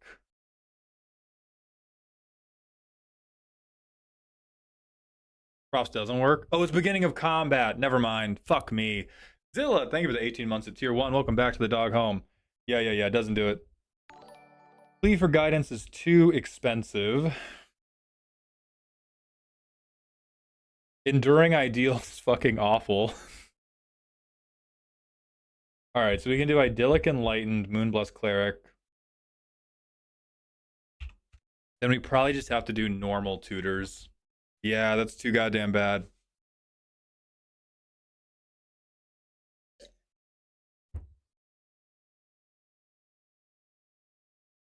What else would be dope here?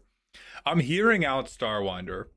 I think Starwinder would actually be sick as fuck because it would draw us so many cards that it would basically find knowledge as power.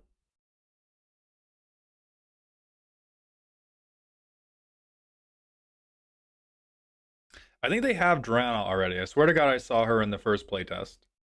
Yeah, Drana's in here. We'll look up Thunderwolf Cavalry. Okay, bro. Please. Please!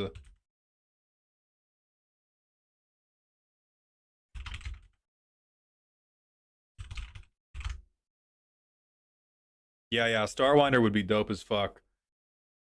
The other thing I think you should be on, that's just a generic good stuff card while we wait for this to load, is Savine's Reclamation. Because we were having to discard so many guys who were like pretty useful. Um and we can discard okay, so do we have a Savine's Reclamation story? Did something happen?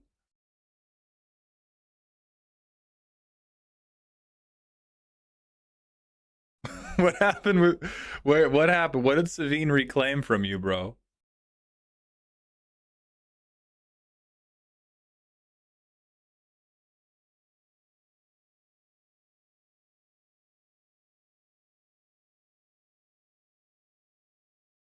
Please God, Scryfall, can we do something?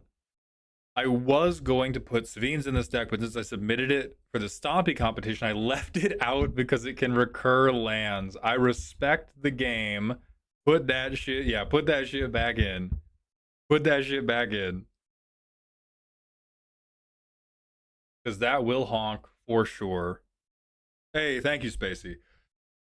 So Elenda the Dusk Rose and Elenda and Azor I worry about. I agree with what Elikman said. If we do not have 1 and 2 mana dog shit in our opening hand, we are so fucked. Like we can't put in very many 5 or 6 mana things. We can't even put in very many 3 or 4 mana things. We have to have a ton of just like I am 1 or 2 mana and I can swing without dying. Um you could Varagoth. I'm again looking for guys that will do the job while while being a creature you can swing, even if it's possible that he dies. But if you swing him as a death toucher, it's a little bit less likely that he'll die.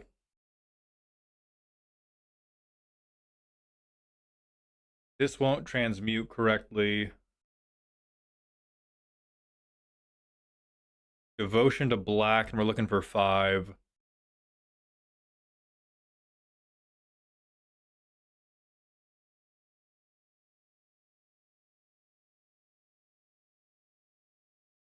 Does transmuting for 2 do anything? I don't think so. Transmuting for 4, I also don't think does anything. How about Tataru Taru? Fuck off. What do you mean? What do you mean, man? How about Depth Shaker Titan? Transmute for Ominous Seas. Well, that's true.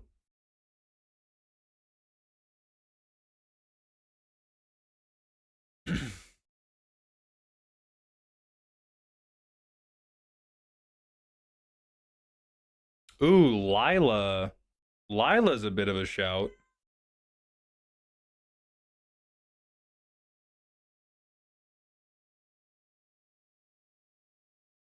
Okay, if you think it's worth it to transmute for Strike Leader or Ominous Seas, then yes, I would put that in.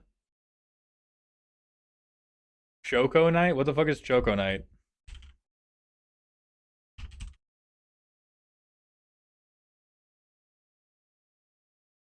All caps. Chocobo Knights goes crazy. Chocobo Knight is great. What? Please, Scryfall, show me this card. Show me this amazing, perfect card.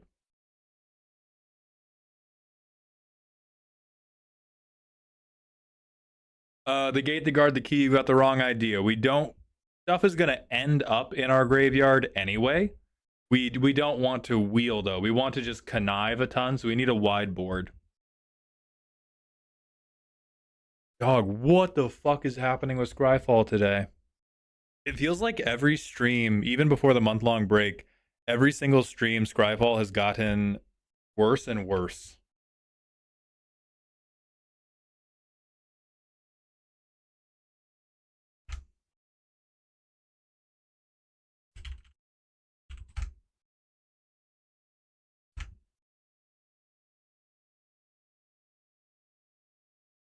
Oh, that's cute. Yeah, the other thing I was going to recommend for this is giving some type of like double strike and lifelink. What I was thinking of was True Conviction. I was going to recommend this card because one of the thing that genuinely worries me the most is, okay, we swing out, everybody beats me to death. What do we do about that? We swing out, I can't quite kill anybody. They remove maybe Rafine, so I can't build my board any bigger. And then they all just hit me with hammers and I die. And so I think True Conviction solves that. I think another thing that can solve that is Whip of Erebos. But the only problem with Whip of Erebos is we have to change it out for other support, right? Because we can't turn a creature into a non-creature because then we get fucked. But 4 mana, okay, now I'm not afraid about... Now I never have to hold up a blocker, right? I'm lifelinking so much that they can hit me, it's okay. And then if I'm out of creatures, I can get one back one time. And it's enough to give me like one more connive thing. Maybe I get back like Starwinder. That would be pretty fun. Connive Starwinder into the graveyard, play this, next turn get it back for 4 mana, draw enough cards that the fact that I only get it for 1 turn doesn't hurt. But we probably have to drop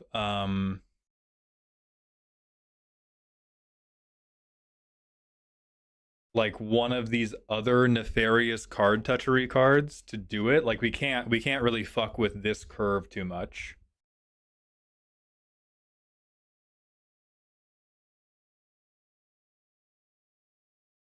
Archpriest of Shadows is good recursion, but I would rather focus on I still want to solve the tutor problem. We just are having to wait so long to solve the tutor problem because Scryfall doesn't function.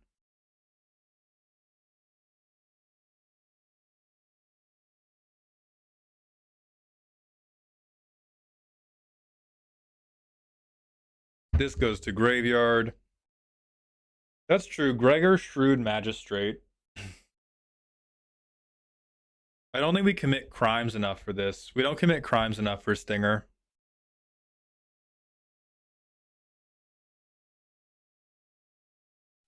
Nick, I don't think so. We're not keyword heavy. The only thing we have on most of our cards is this guy sucks but cannot be blocked.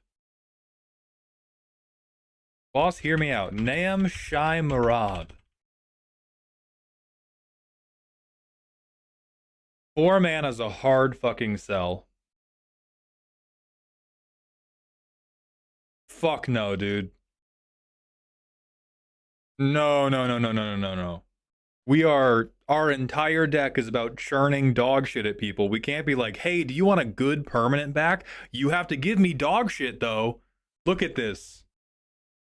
Look Fairy Dream Thief in the eye and tell it that letting an opponent get their fucking Greater Hoof back, or like even their land drop back, is worth me having the 1/1 flyer again. No. Yeah, we would like the transmute creatures. This deck wants to kill on 5? No, I think that's the like... Oh my god, Magical Christmas Land. I actually don't like this because we can't give unblockability. And this would be the only thing on our board that is blockable, so they would block it.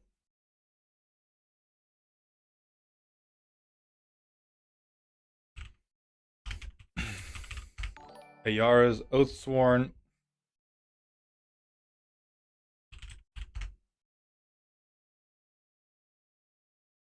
Oh, I love this. I agree with this. Put this one in the deck right away. Fits perfectly into the curve. Menace is enough evasion, and you really only need to swing like once or twice.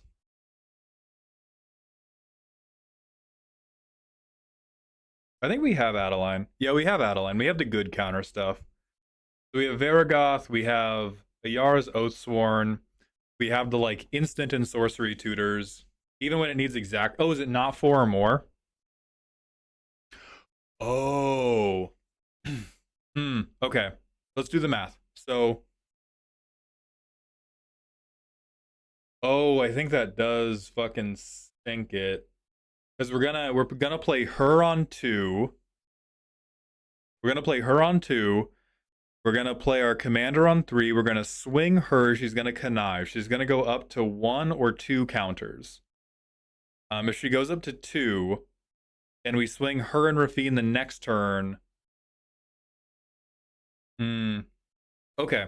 I think it could make. I think you can manage this. I think it makes some of your connive decisions awkward, but I think you can reliably choose to get to 4.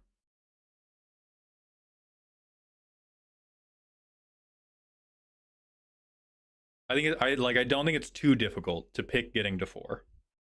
Because even in that first playtest, we were like, oh, do I want to dump a land or do I want to get the counter? So it might just mean, yeah, test it out, see if it's too painful, but I think you can manage it.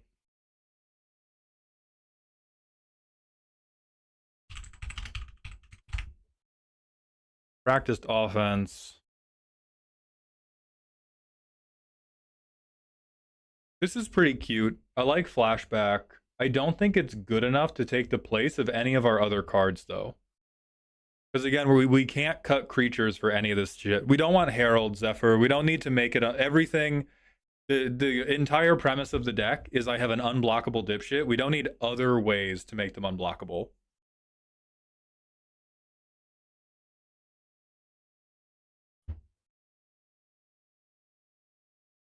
Um,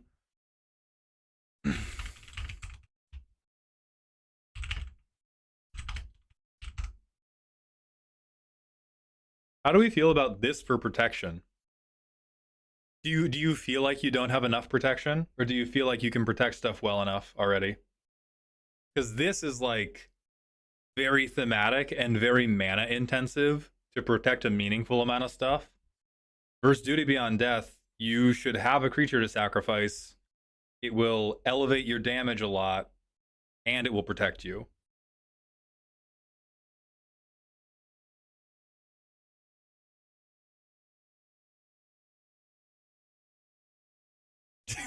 Dimir Cut Purse, all caps. No, not unblockable. So here's the thing, guys. There's a lot of really fun creatures where it would be cool if they hit somebody. We can't suggest them if they're not already unblockable. Because if you add a blockable creature into a big soup of unblockable creatures, it's always going to get blocked. Because you only have the one thing they can pick to block. They're going to pick it. Like maybe you make it big, but then they're just gonna, yeah. Oh, we haven't played it in paper yet. Okay, so we're still building in the Mind Palace. Then we talked about Varagoth. Then I would say do Duty Beyond Death instead of Change of Plans. Blighted Agent is crazy. So if we're just in the Mind Palace, I would say Treasure Cruise becomes Starwinder.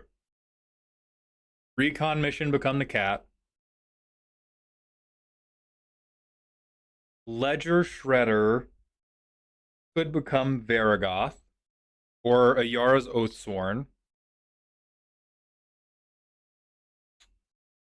Kamiz should become something else. These are both really fun effects, but I think we would rather tutor knowledge is power.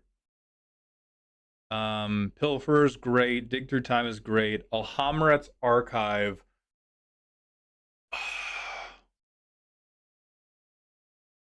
Could become Choco Knights, but it doesn't have to. It could also become like Enlightened Tutor or Idyllic Tutor. We keep all of these. They're not on Gix, which was another thing that confused me. I do think, but we have to pay 1 life for it. So until we have life link, I don't think I would love that.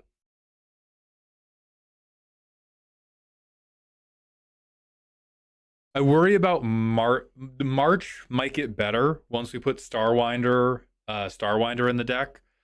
I worry about March as it stands because the playtest we did, you were getting very low on cards in hand. We were getting very, very low. And March, we're probably not going to have the mana up to spend it honestly. And so we're going to we're going to run totally out of cards in hand.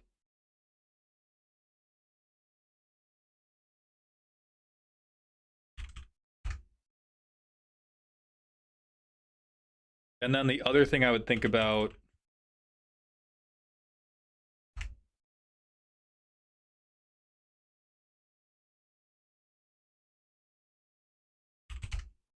yeah, I'm with the vision on the draw boosters. I think keeping Starwinder and the cat is good enough, and then I think having tutors is good enough, because if you really need card draw more than you need the kill, you can tutor for the card draw.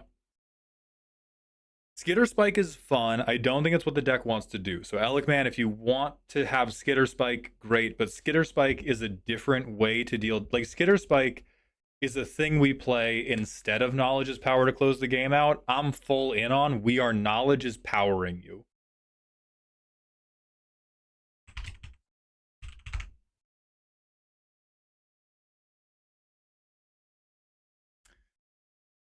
I don't think it is exactly what we want to do. It's not unblockable. Like, there is a vibe difference. There is a vibe. Okay, let me put it this way. There is a vibes difference between you can't block me, look how shitty this creature is and it's still going to kill you, and it's really bad for you if you block this. Those are very different emotions. It's a very good card mechanically for the deck. Elikman, if it fits the vibe you want, great.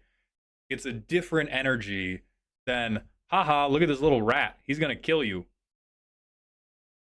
Look at this little dumbass. Look at this little asshole. You're dead. So even though it's useful, I'm not like super, oh, you have to put it in, because it's Zugzwang, not, haha, I'm unblockable. Does that make sense?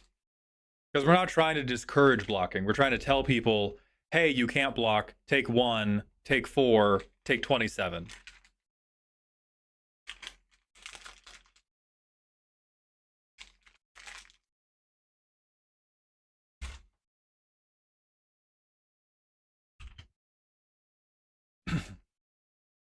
Okay, ring type.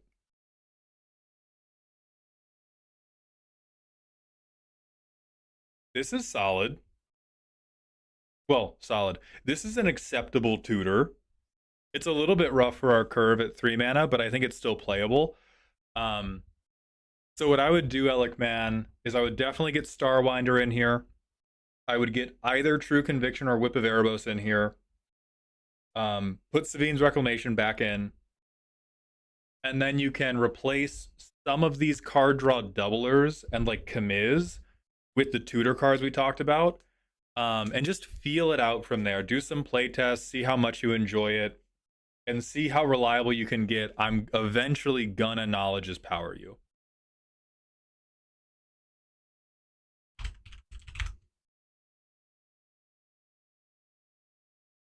Holy shit. Holy shit, put the toes on him. Put the fucking toes on him. This is amazing.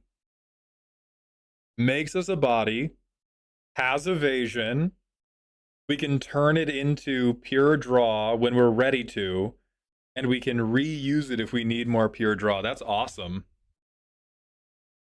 Okay, hard cuts.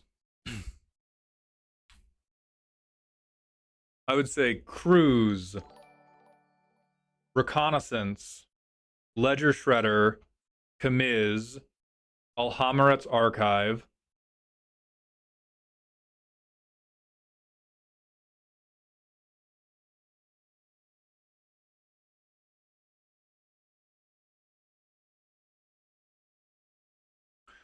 I would consider cutting Hero of Blade Hold. Even though it's so effective, I think there are more effective options we are introducing, and it is relatively expensive. Change of Plans, March of Swirling Mist. With the knowledge that if you are finding Starwinder regularly, March of Swirling Mist comes back in. I just think it comes out of this current version of the deck.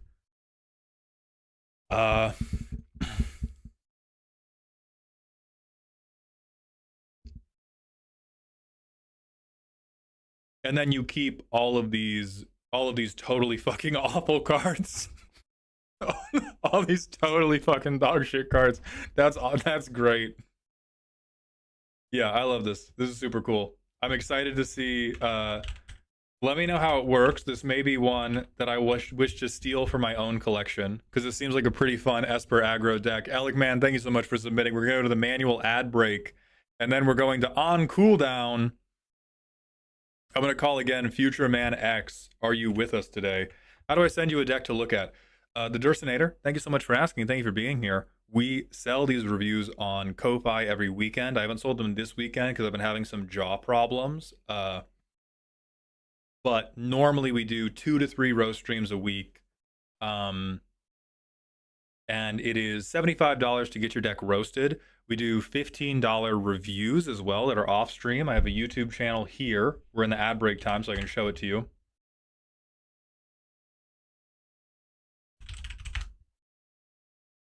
This YouTube channel, I'm not even subscribed to my own YouTube channel. These are all reviews. If you want to try before you buy, watch these. You might find a deck review that is you might find a deck review that's the deck you want to do, and then you don't need to buy one. Great. But this will give you an idea of what my energy is like, the usual like number of ads and cuts I suggest. And then if you really like it, you can buy one on Ko-Fi.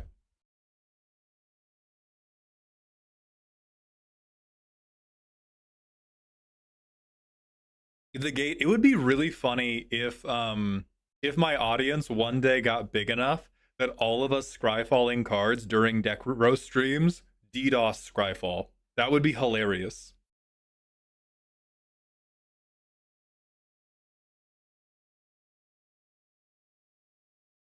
The Lazy Bob, thank you for the Prime sub. Welcome back to the dog home for the second month in a row. Can I get a Scornful Egoist review? Oh, Scornful Egotist.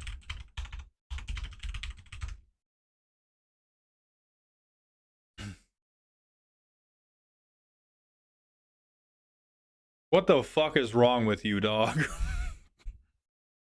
What the fuck?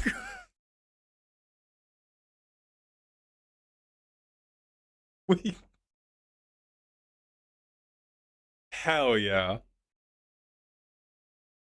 Once I was human, now I am far more, said God's most expensive 1/1.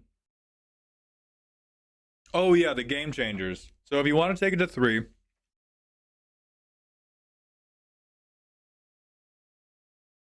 I would do 2 sets of game changers, Alec, man. I would say the first set should be like Vamp Tutor, Idyllic Tutor, Enlightened Tutor.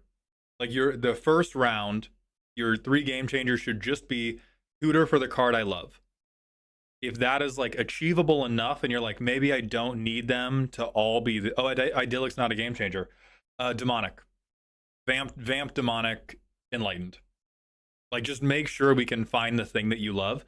And then if you're finding it often enough, that you think, okay, I don't need to tutor for it. I don't need to be John Tutor every game. Then I would probably turn it into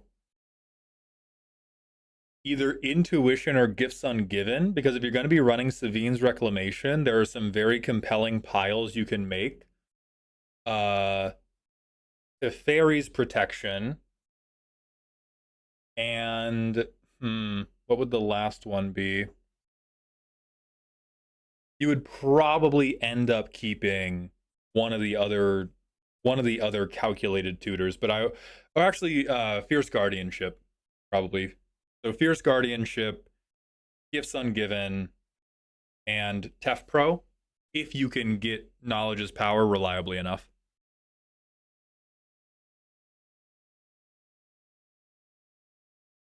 Oh, that makes sense, Little Mixed Doom.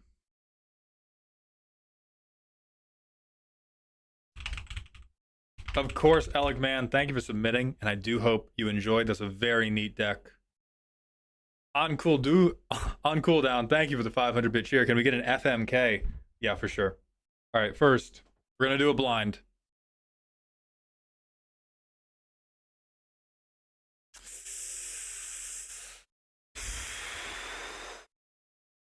Okay. So it's a bunch of goblins and a lot of lava. I do not want to burn my kill early, but I fear that I must. This is going to be the kill. We have fuck and marry remaining.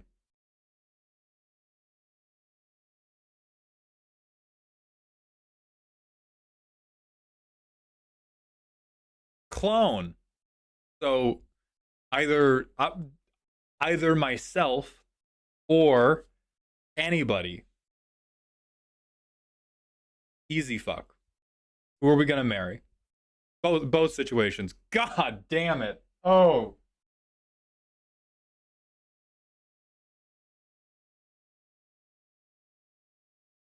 Yeah, that's fine. Yeah, that's fine. That's cool. It's fine and good. Check them. Oh, yeah. Maybe it's better.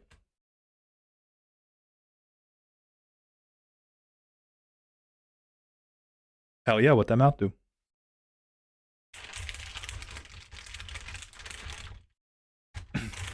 It's worse. Don't kink shame. All right, I'm gonna go use the bathroom, and then on cooldown, you're next.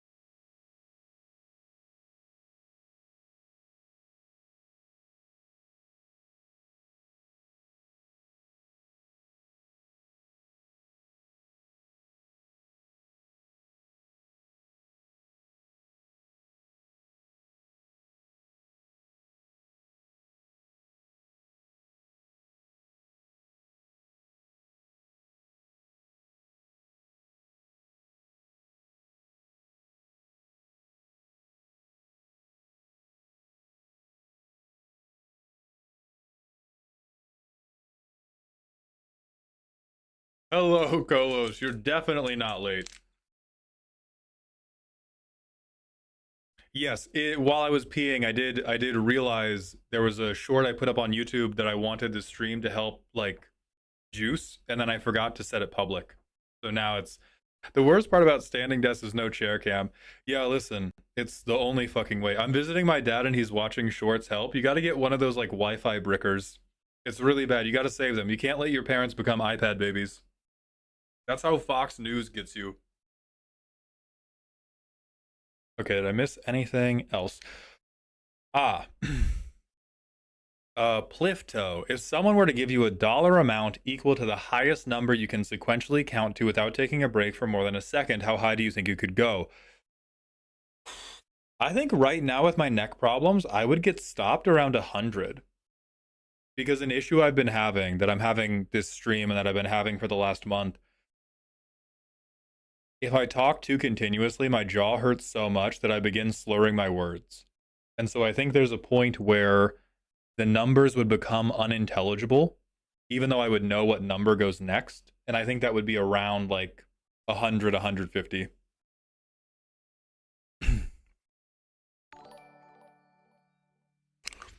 Blifto, it is getting better.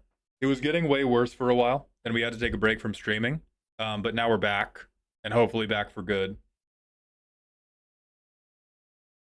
Silent Symphony, thank you for the tier 1 sub for the 5th month in a row. Welcome back to the dog home. Kind of stunned I've been watching this long already. Like, where did the first several months of the year go, right? Time just fucking disappears, bro. Mauled, how would you do a roast for a legendary creature that isn't meant for the command zone like Walls of Bossing say? My favorite card is Sinu Keen-Eyed Protector. I would probably do it like I did Walls of Bossing say, where I just recontextualize it into what decks are supposed to play him, make fun of those. I mean, the short I just set live on YouTube is a short for Colossal Grave Reaver, who is not legendary. So I'm dipping my toes into make video about card not meant for command zone. They call me Tomu. Thank you for the 2 months at tier 1. Welcome back to the dog home.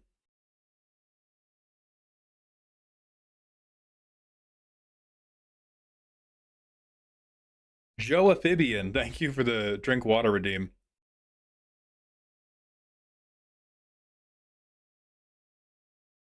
Every deck I've ever run with CGR, I've been sad with it.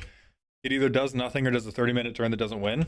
See, I had the opposite experience. I had it, like, this is a really strong card, I think, but I had it in my Yannick Reanimator deck, and the problem became it was better to do this than to do Yannick, and so it stole the spotlight. That's why I don't like it. It's a franchise player.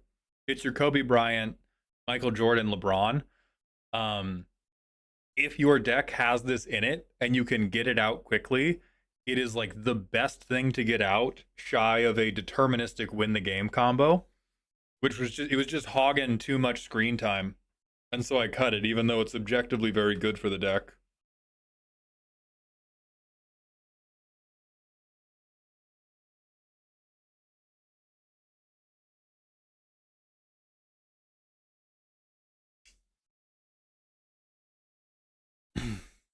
It does find you other things you do want to Yannick though. Right, but okie dokie, then the problem becomes I never want to spend mana on Yannick. Like if I could spend mana on Yannick, I would rather spend more mana milling more. The Grave Reaver more. I would rather spend mana if I have a flicker spell, I would rather flicker Grave Reaver than I would play Yannick. Like it just made playing Yannick too suboptimal too often.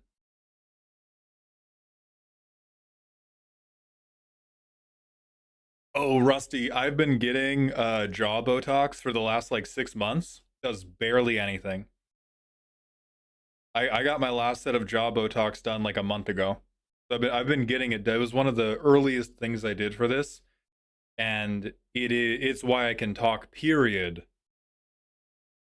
It is rough.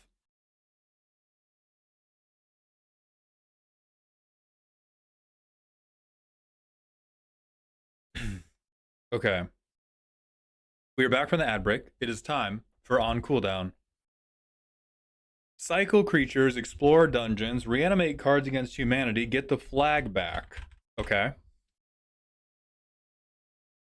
Wait a goddamn minute.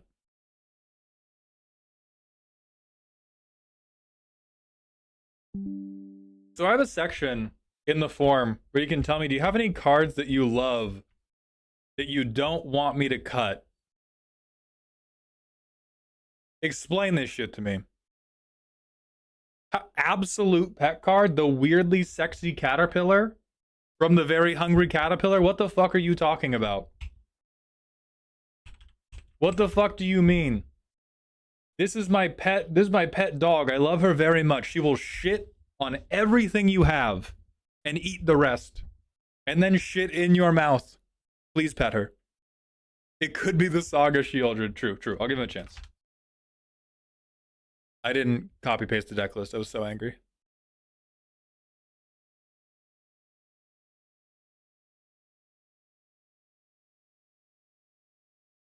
I can see it. You shouldn't. Do you think Doom Whisperer is a good replacement for CGR? Not in my deck. Okay, Sephiroth Cycle Reanimator. This is my pet deck I put the most money and effort to. Originally, it was Heavy Venture. So now I'm taking advantage of cycling creatures to trigger Sephiroth every turn, then bringing back a big dumb guy to kill everyone. Oh boy. Oh boy. Oh boy. And then we've got a little bit of dog shit. Perfect mix.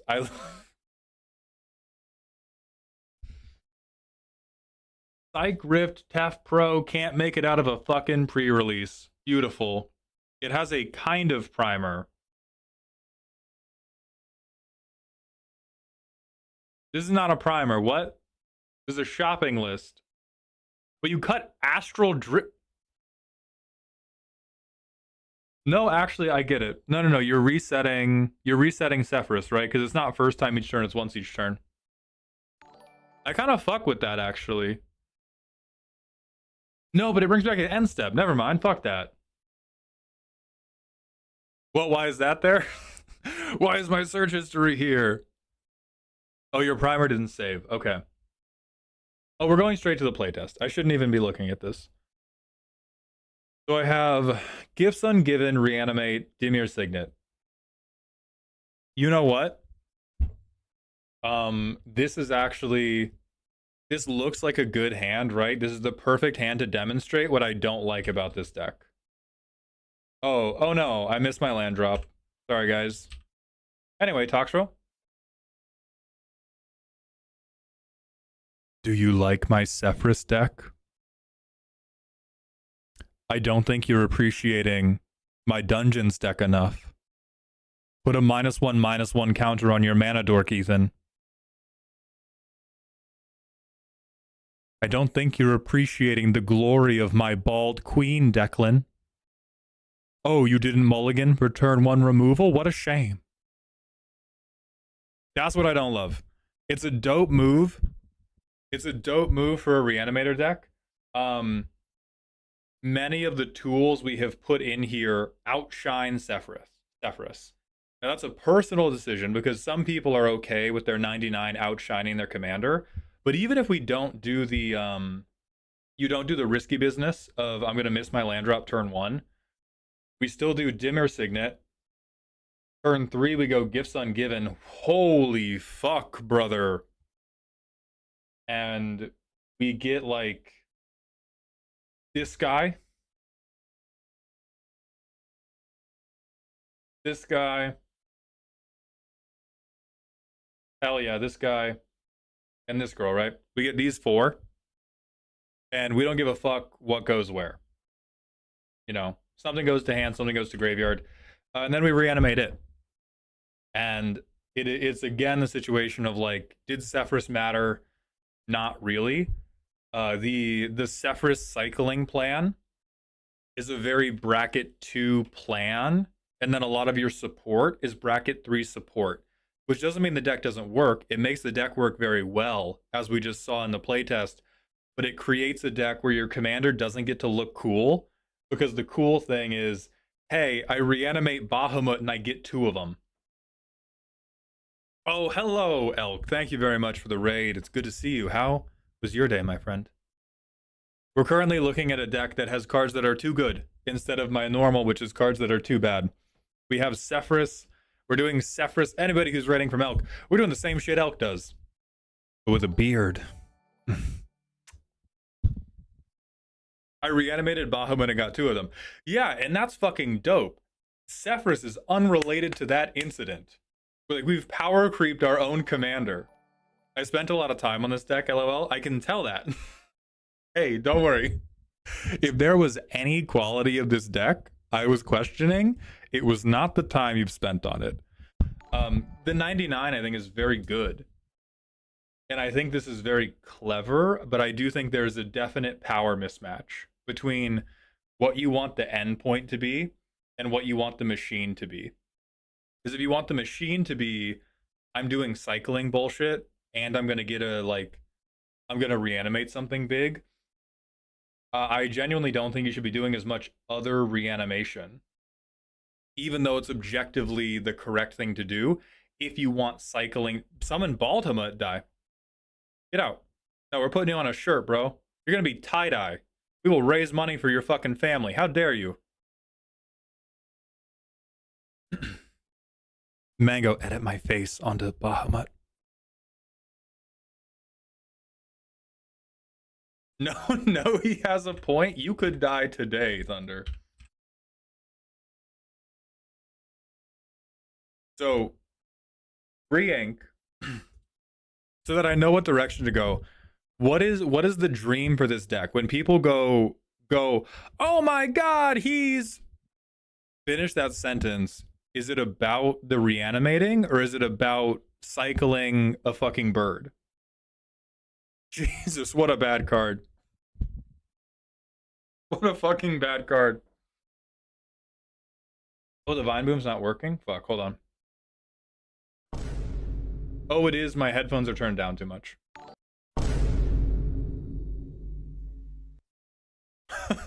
Holy shit, he's going to the Lost Mines of Phandelver! Somebody stop him! Honestly, I love running through dungeons with Sephiroth. Okay. Then... Shit. Okay, let me... Triggers only once each turn.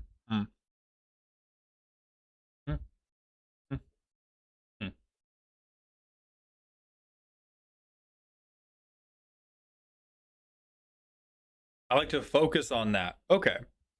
Then I'm not... You don't have to, like, take apart your pet deck. I think this is a very solid bracket 3 Gen Pop deck. I think there's a version of this deck that is more focused on Sephiroth than this one. And I'm actually not tweaking about, like, why the fuck is Valgavoth here. I'm tweaking about why is Reanimate here. If we want it to be Sephiroth focused, even though Reanimate is objective, again, I'm not talking about good card, bad card. I'm talking about card that evokes the emotion you want. If we want people to care about, like, Sephiroth and the dungeons we're running through, we want better support for Sephiroth, not better support for the Reanimator 99. What's up, Gorilla Butt? Shit, that's an awesome name. So my first thought, we're gonna start with the boring stuff.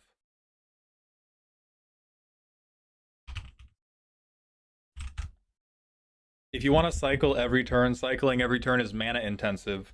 Let us get an 84-cent mana rock that will give us, you know, Architects of Will, Eagles of the North, anything that cycles for 1 is immediate. Oh, Striped Riverwinder.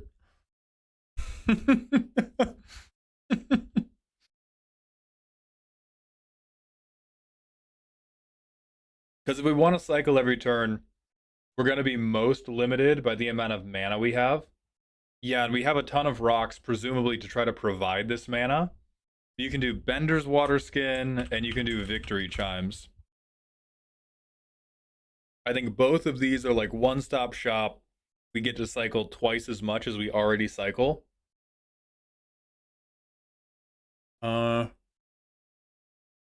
Street Wraith is dope. And then I think the other problem we're going to have is how do we get the big reanimator targets into the graveyard when we're doing the cycling plan?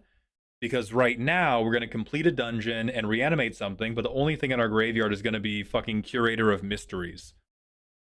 So I think that means we have to get the... Come on, dog. We have to get the guy that gives everything cycling. This is a little bit expensive, but it at least lets us cycle Valgavoth. I DM'd you the primer. Okay.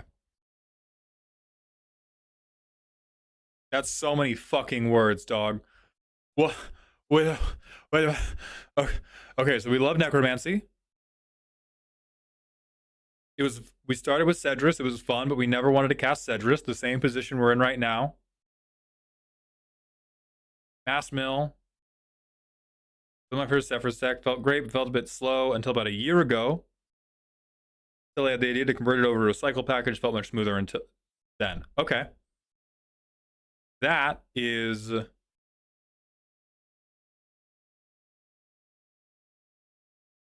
Shout out to you, my goat. I love you. That is not a primer. That is a history section. This tells me nothing. This tells me everything about why you wanted to build this deck and nothing about the deck itself or what we find important about the deck itself. But we've gotten there overall. We want to cycle. So if we want to cycle, I would say Reptune, Mystic, Victory Chimes, Bender's Waterskin instantly because it helps us cycle. I don't think we have to Dungeon Delver and Hamapashar because we don't actually care about the dungeon triggers. We care about, did we venture further in, right? Did we cycle a big dumbass? How do we feel about looting? Because looting is another very, very good way to get this shit going that we're currently not engaging in. Joe Amphibian, thank you for the Prime sub. Welcome back to the Dog Home. It has a lot of looting. Okay, 1. I'm gonna count on your ass. Okay, 2. 3.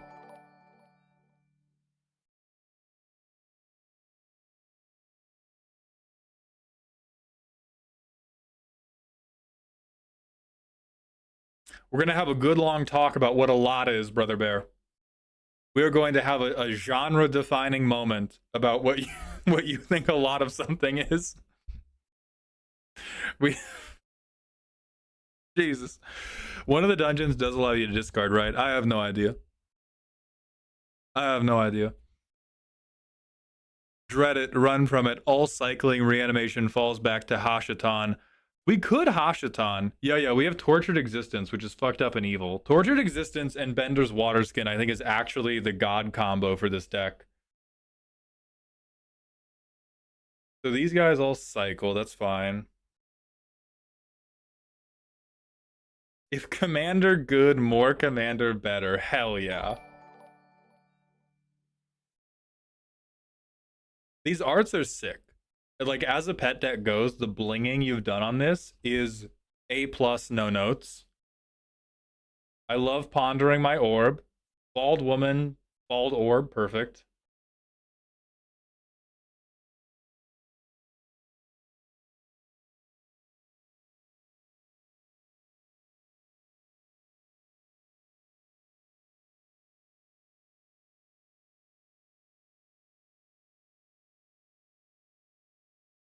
So how do we cycle on everybody's turn? The evil and fucked up way that would make everybody mad at us is to Unwinding Clock for cycling mana. I'm not sure if that's peak rage bait or absolutely disgusting and you shouldn't do it. I don't think we can abuse this, which I think makes it funny. We can't combo, but we can go on your untap step. I will untap Talisman of Progress and Talisman of Hierarchy and cycle 2 cards. Or I'd cycle 1 because I'd wait. Unstoppable Plan does it, but Unstoppable Plan only does it once. We want to do it on everybody's turn. And like, we're running Cyclonic Rift. We don't have to pretend we're playing Fair Magic. We're running Cyclonic Rift and Tef Pro to protect us while we try to get fucking Toxrill the Corrosive cheated onto the board. Who cares? So unwind, like my only problem with unwinding clock is we only have 9 artifacts in the deck, and so we're probably not even gonna like hit these every time. We even have like, again, dog, again. Because like we do this, okay, we do this, we do this. We can't play our commander, which kind of sucks, but we're gonna begin doing the thing.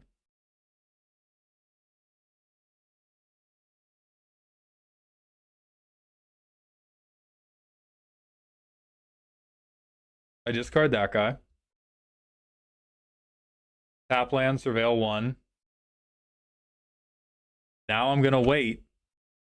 I entomb, best thing in my deck, I animate dead. This is my problem with the deck right here. It's very, very potent. You can do some very, very good stuff. At no point have I ever wanted to spend my mana on Sephiroth. At no point have I wanted to spend my mana on cycling. At every point, I have wanted to use your tutor and reanimation package to just grab the evil fucked up thing. So if we want the deck to if we want the deck to care about Sephiroth, I would cut like damn near every single one of these. I would keep Bringer of the Last Gift. And that's about it. And I might drop Intuition or Gifts Ungiven as one of my game changers. Not because it's bad, but because it does not elevate Sephiroth. These are the cards that keep Sephiroth as like, she's almost a plan B, where I have to misplay on purpose to make Sephiroth look cool, which has never felt good for me historically. So if we want Sephiroth to look cool, Doom Whisperer is there. That's one of my Venture Every Turn cards. Right, but if we return to the point I was attempting to make, which is if you have Doom Whisperer in your graveyard and a reanimation spell, and you can also entomb Jin Gitaxias, it is a bit condescending to get back Doom Whisperer and be like, oh no, I could totally hose you guys right now, but I would much rather just kind of dirtle pile with this. Don't worry about it. Like, I don't know. I don't think that I have, my objective reality is not necessarily correct, but when I have done that, oh, you're responding to Gate. Okay. Yeah, Gate. Okay. Doom Whisper. Yes. Very, very good. So if we want the deck to feel like a Sephiroth deck, you keep Bringer of the Last Gift, and I would like just junk every other reanimation card. And you can do like Unwinding Clock. You could have Rettomb Mystic to cycle everything. You could have more looters. You could play like even basic shit like Currency Converter. And then you have a deck that's very like, ooh, get a card, discard a card, discard a card, get a card. And you can probably shove in more really dog shit cycling cards. Because I think the best situation this deck can be in is you have an expensive thing in your graveyard, like you have a good card in your graveyard, and people are watching you get closer and closer to it by cycling away the worst fucking cards they've ever seen. So the worse the cycling card can get, the better. And then the bit we need to take out of the machine to make it feel correct is we need to stop being able to tutor a reanimation method that doesn't require Sephiroth.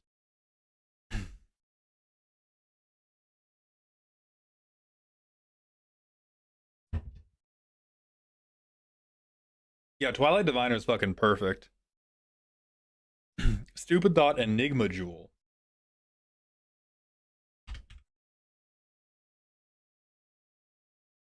I don't think that is a stupid thought. I think that's pretty good as a mana rock for cycling. Especially if you go the route of like, okay, I'm going to do a bunch of... Because if you do a bunch of artifacts that are looters or mana rocks, then you can do Enigma Jewel, a shitload of cycling cards, Unwinding Clock, and then you go like, okay, most broken card ever, The mana's going into cycling Timeless Dragon. Prepare your ass, bro. And then at some point, you loot one of the good cards, and then you get it back from a Sephiroth trigger. And if you don't have Sephiroth, you use the looters, or you use the cyclers to hit your land drops, or to ramp back into casting Sephiroth again, so it still supports her. And that's where I would be on this. Will you ever transform Enigma Jewel? Probably not. I don't think ever. Ozone is lucky. Thank you very much for the 8 months with Prime. I appreciate those Bezos bucks. But Mauled, you can exile the cycled cards. I don't want to do that. I would sooner put a Shuffle Titan in to cycle more. Those are my thoughts. Your art choices, wonderful. These 7 cards against humanity. The only one I don't like is Navinriel. The rest are perfect. Hybrid strategy. I think these are mostly acceptable. I think you've chosen all your cycling cards. So one of the issues I've had is people will wait for me to complete a dungeon and kill Sephiroth. That to me sounds like we could replace the reanimation package with a protection package. Right? Like we have... You're in white. So you can do, I know Elk has talked to me about this 4-card package a lot, which is Mother of Runes, Giver of Runes, Skrelv, and then Starfield Shepherd. And then basically every game you can find, yeah, Mom, Giver, Weird Dog, and then an Angel. I like the idea of continuously reanimating Navinriel. Hey, yeah, listen, honestly, for these 7, you go crazy. This section by section, correct. The only thing I don't like is the Reanimator package because it's better than Sephiroth. So if you turn that into protection, unwinding clock, and like 1 or 2 more looters, that is what I think makes the deck more Sephiroth-y. I don't think it makes it better. I think it makes it weaker, but I think it makes it more like what you have communicated that you desire the deck to be about. Because right now this is a sick Reanimator deck, but I'm always just like, maybe this hand wouldn't because I don't have anything useful. Okay, maybe this is the one. This is the one that's going to feel how I want it to. I don't have a black source. Oh no, Plaza of Heroes, I do.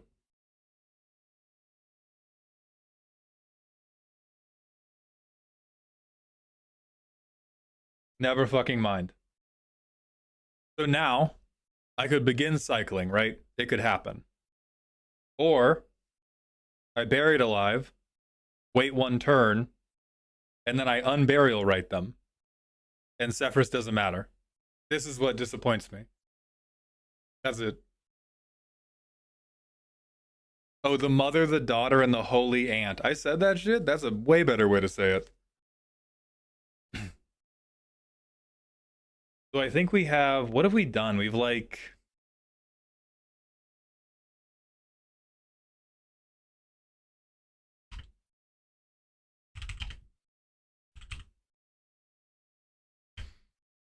I think we power crept ourselves. Deck's great though. Like as far as a bracket 3 gen pop deck, hell yeah, eminently playable, disgusting fucking Reanimator package. Many of these are some of my favorite Reanimator targets as well. And I think the cycling plan is really funny. I just wish it had more room to breathe. And dumping the good Reanimator plan is how we give it room to breathe. And the funniest, most powerful thing you could do is run Unwinding Clock just to get yourself cycling mana. That's very funny to me. So on cooldown, thank you very much for submitting. Thank you for showing off your pet deck. It is a very adorable pet. We're going to go to the manual ad break. And then I think the last deck of the day, White Bread.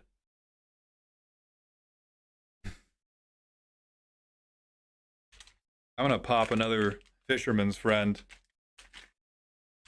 Hear me out, Omen Hawker instead because it triggers Sephiroth.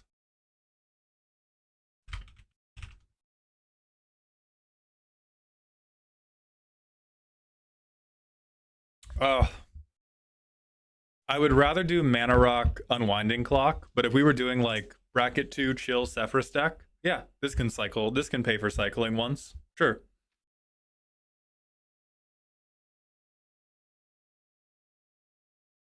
We covered Enigma Jewel. Enigma Jewel would be good for this because we can untap it with Unwinding Clock and then use it to pay to cycle another dogshit card.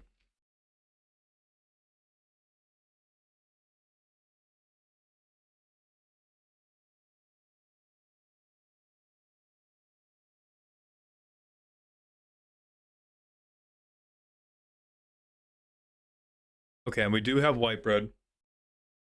So we're waiting 30 more seconds for this ad break to finish. Who messaged me? Why am I being pinged? Okay. Question for Mulder chat. New player here. My LGS is a Pauper Knight. Any themes or mechanics to avoid? Yes. Here's the one. Never ever do this. I did this once and it was the most awful thing ever. This card is legal in Pauper. It should not be. It was an incredibly reasonable removal option to have in a Rakdos Pauper deck I built. And it ruined the whole fucking night because the best thing to do was always nearly board wipe everybody. Stay very far away from this. Everything else, go crazy. PEDH is very fun. If you're talking about 1v1 Pauper instead of Commander Pauper, everything's very fun. I don't think there's anything you have to avoid.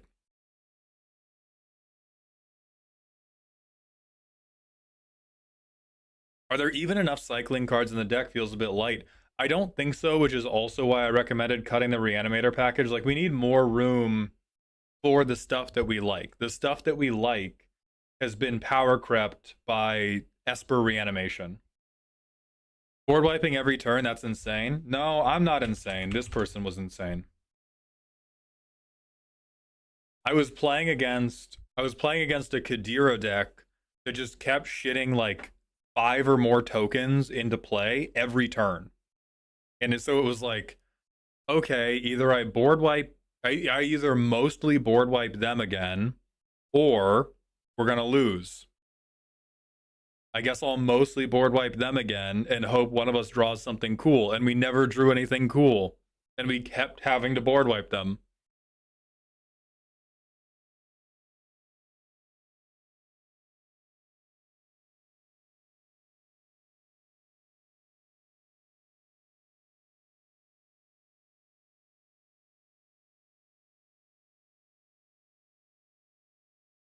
Yeah, Toma, but this wasn't 1v1. This was Commander.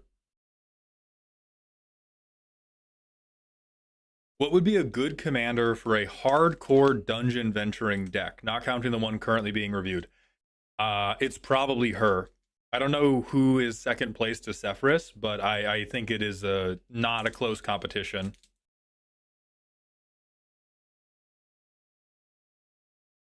Do you think Mirror Shell Crab is a good idea for this deck?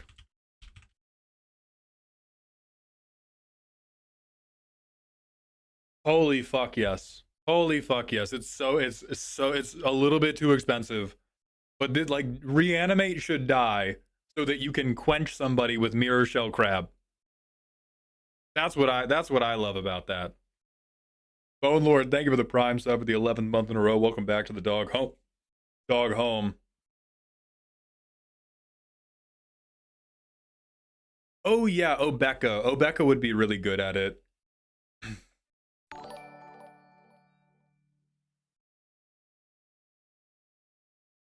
Bald solidarity with who? I'm not bald. Shut the fuck up. I am saving up. You don't want to know how many times flights to Turkey have appeared in my internet search history, okay? Every day I check and I see how inflation's doing with that market. The answer is not good. But we're gonna get there.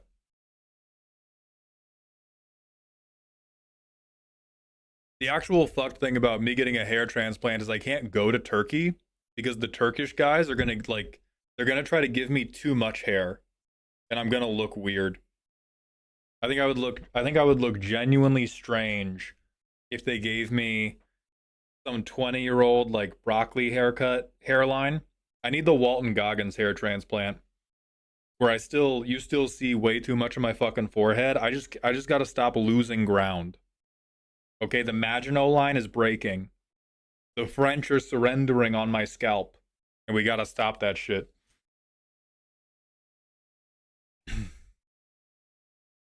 Just tattoo some hair on, bro? No, I'm a bitch with a low pain tolerance. Absolutely not. What are you talking about?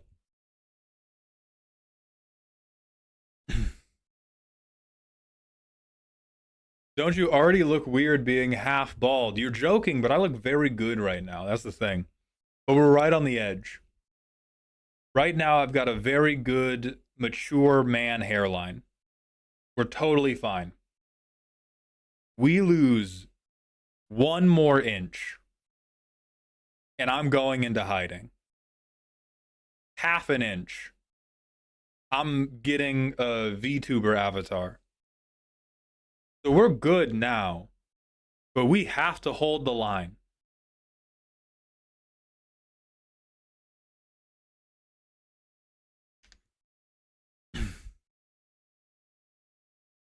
We playing Risk up there? Yeah, we're playing Risk up here badly. Because I'm doing like we joke, ah ha ha ha ha, ball town, saving up for the hair transplant. I do micro needling. I have a serum that is meant to help hair growth. I do red light therapy on my head. I have been taking minoxidil for like 2 years now. I'm active. I am in the streets. I am getting business done. This is not a passive thing that I just kind of joke about. I spend like a non-zero amount of time every day trying to help. I don't think I take Nutrafol. No, I don't recognize that name.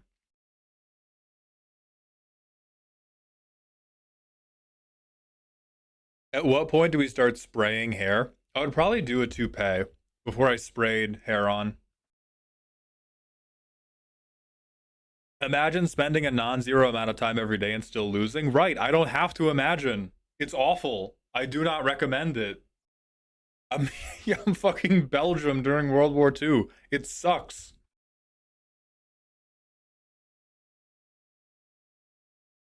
Like, it's because I used to be a fat kid, and so it's the exact same loop of like, I walk by a mirror, I look at it, and I go, don't like that. And then I just keep going about my business.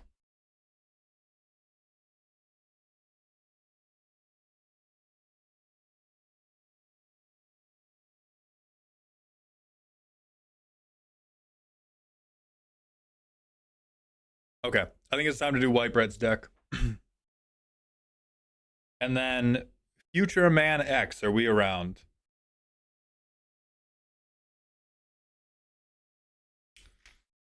I've always thought being bald looks great, having hair looks great. Balding never looks good. You got to pick a direction. That's mostly true. The thing is, if you go on the bald subreddit, they have panopticon. They suppress the people that aren't meant to be bald because everybody knows the like before after of a balding guy who should definitely shave his head, and then they see the after and he looks so good, and everybody's gassing him up. There are some people that are toupee people. Some people have toupee heads. But you would never know that because they do info suppression on the bald subreddit because none of those posts get upvoted. And it's just like, no, we needed what you had. We needed that. And I have one of those heads.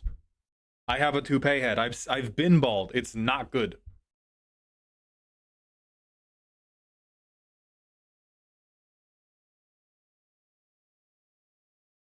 Maul, I think you could rock the bald. So I could if I gained 20 pounds. If I gained 20 pounds of pure muscle, I could be if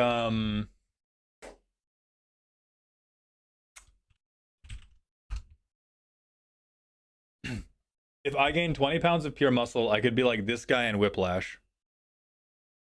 And we could do that. But I'm too tall. I can't be like all fucking stringy. I have to be a little imposing, I think.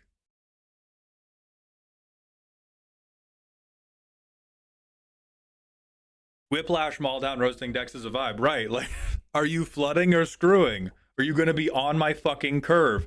We could do that.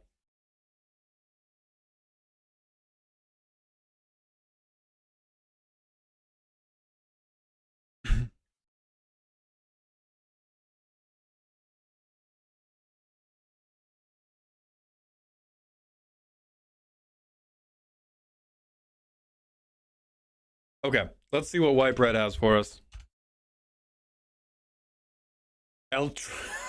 Eldrazi Kindred in very suspicious quotation marks.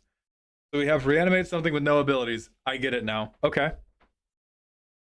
And we have Ulamog and Breaker of Armies.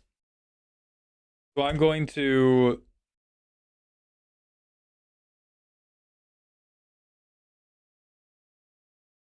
I mean, this seems like the right type of hand. It doesn't seem perfect, but it seems like the right type of hand.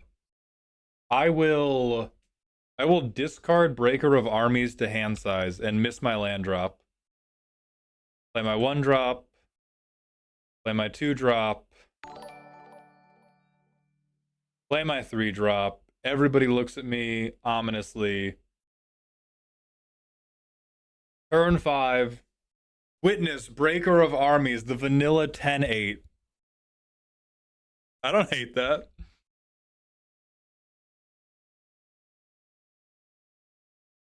And then let's Scion of Hallister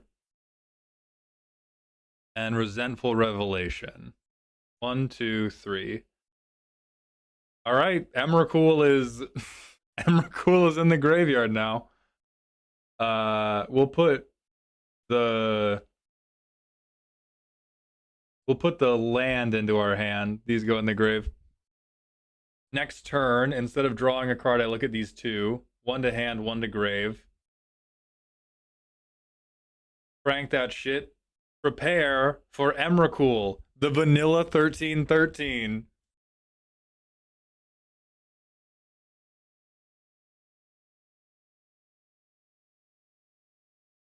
I go Rawl. We'll Surveil 2. Ooh, we do want Susser Secundi for sure. So go to my next draw step. You'll go in the grave. This enters tapped. We crew it immediately. So this has like 13 counters.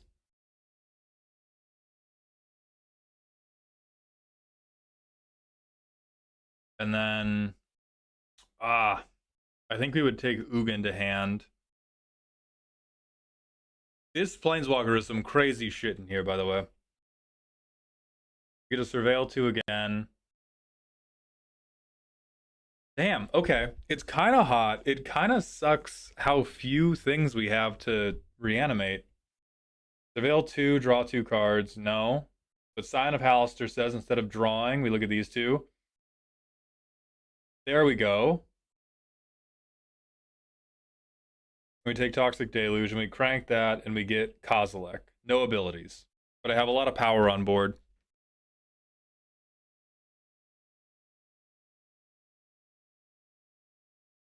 Okay. I see the vision and I like it. I see the vision, I enjoy it. And stuff we want to maintain. I don't want to lose the energy of saying, behold, the full incomprehensible power of an Eldrazi Titan before slamming a vanilla 11/9 on the table. I agree. That's very sick. So we don't want to do flickering. Because if we do flickering, it's just better than what our commander's doing, right? It's the same as the problem we had with the Sephiroth deck, where if you do other ways of cheating it, then the bit you're doing no longer matters because we're just doing a better thing in the 99. So we can't flicker. We have 16 Eldrazi. Our ability to get through the deck felt really bad. So digging for bones. Altar of the Wretched. Sure. Okay, this is giving me mad dirty bedroom vibes. So White Bread, to make this better, I think what we have to do is separate, like... We have to separate gets Eldrazi into graveyard. Gets Eldrazi into graveyard before I have any, and gets Eldrazi into graveyard after I have one. Because Altar of the Wretched is very, very good if we already have one Eldrazi. Discerning Taste is pretty decent. Entomb is great. Infiltration Lens, right, does not do either of these things. Keen Duelist fucking kills you. Okay, well, no, it kills them. Never mind. I thought it was Dark Confidant. You're good. Key to the City is okay. Mazzalante's great.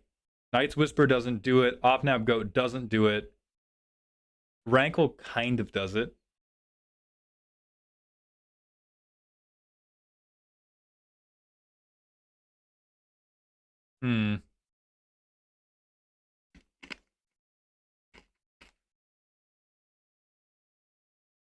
Okay. I love this. You have to cut these immediately, I think. Unfortunately. You either have to cut these immediately, or you have to accept that you are willing to use, hey, if you cast removal on something, I will get it back with all of its real abilities as an endpoint of this deck, at which point you need to put in, like, Mikaeus. Because another thing I think you're missing is top end. It's very, very funny to say witness the untamed might of an Eldrazi and then slam a 10/10 onto the field. Even in bracket 2, I think we're lacking a little bit of, like, how do I close the game out against people like a Simic player that has ramped?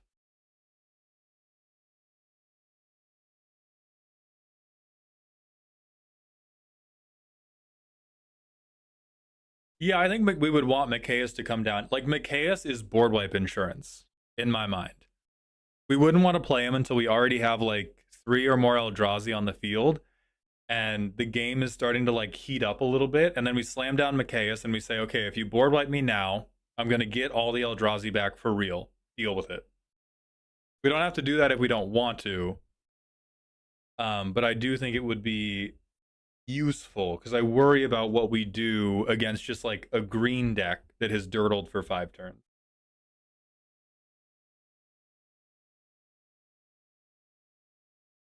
Oh, do we have another appearance of the Foot Chopper? I think we do. Cannot do that. No real Eldrazi here. Okay, but right, you're already... White Bread, you should know this by now. I never respect a restriction that requires you to misplay. And that already exists in the deck. We already have real Eldrazi here.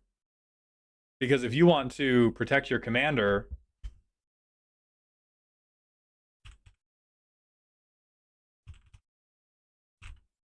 I believe we have other options.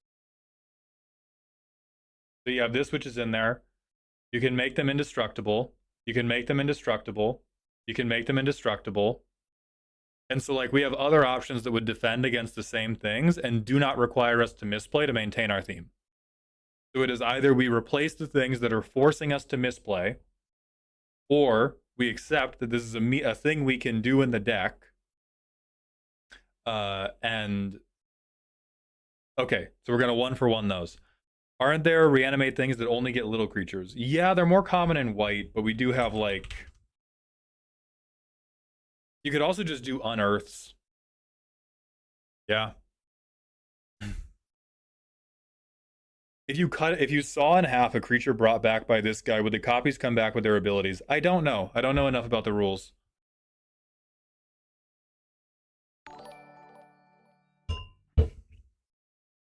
All right, so let me...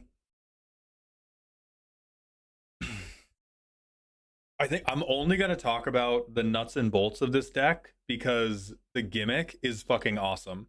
It's definitely a bracket 2 gimmick because it's woefully bad, but the gimmick is fucking awesome. So calcium to strengthen the bones. First strike, trample, haste. Vigilance, trample, haste. I don't love that. I think this is a real, like...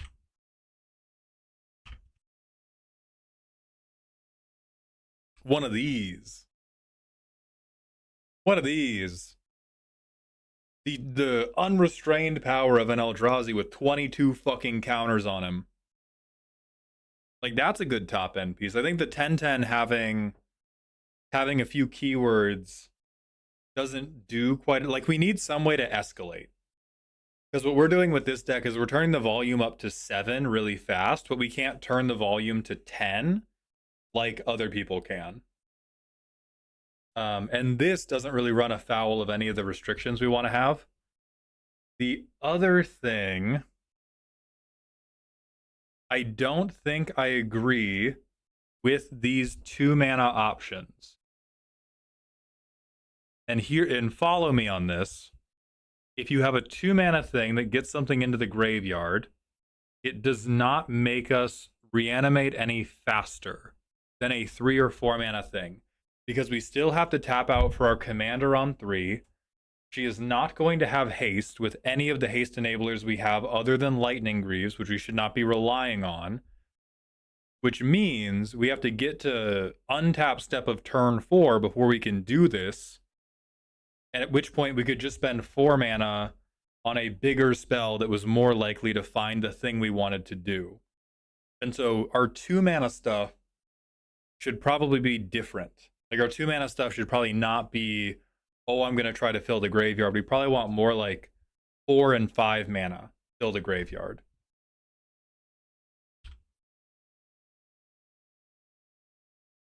Drawbridge would be great. Drawbridge would be a phenomenal 2 mana creature. Hell yeah.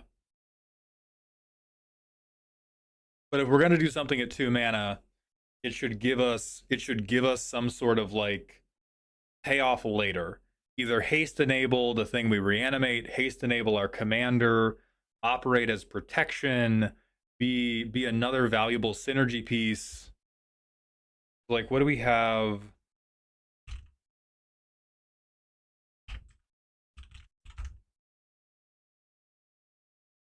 Oh yeah, perfect. Blood Artist. We're not making tokens.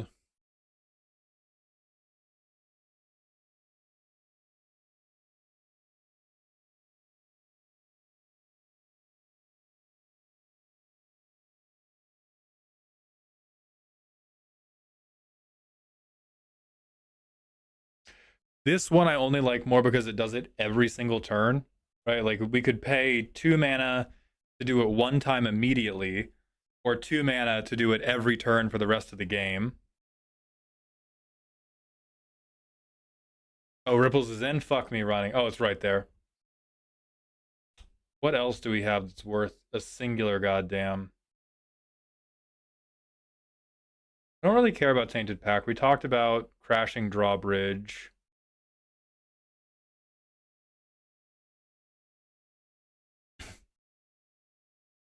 I would probably like Mask of Memory more, because then we can put that, like, that's an equipment that matters on an Eldrazi. That is an equipment where if we put that on the reanimated Eldrazi, people are either going to block, or it's going to give you a really big hand and let you discard more Eldrazi. Mesmeric Orb would go crazy. We don't really need to ramp.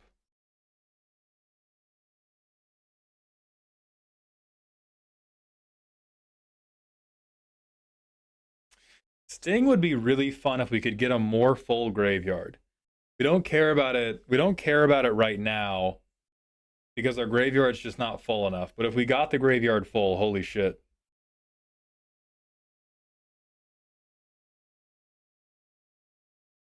Nasty end is whatever.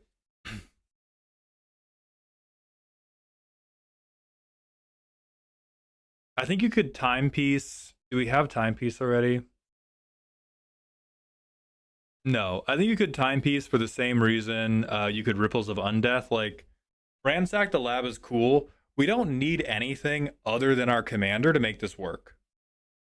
And so I would rather spend 2 mana once and get like 10 cards in my graveyard over the course of the game than I would spend 2 mana and get 2 cards in my graveyard over the course of the game. Because we missed on these in the playtest, and so I worry about those a lot.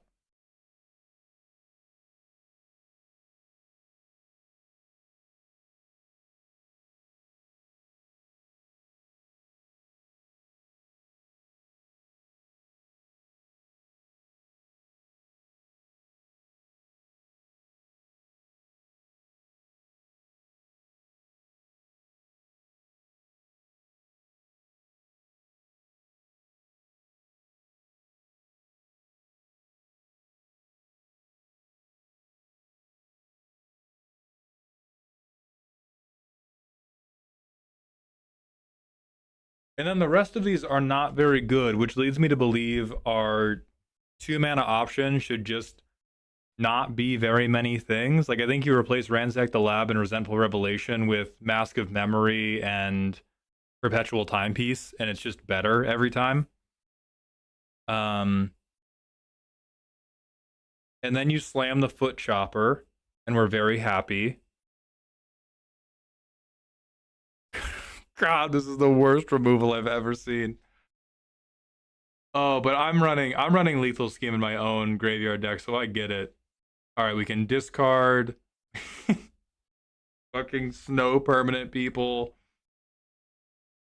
All right, so we've got Healthy Interaction.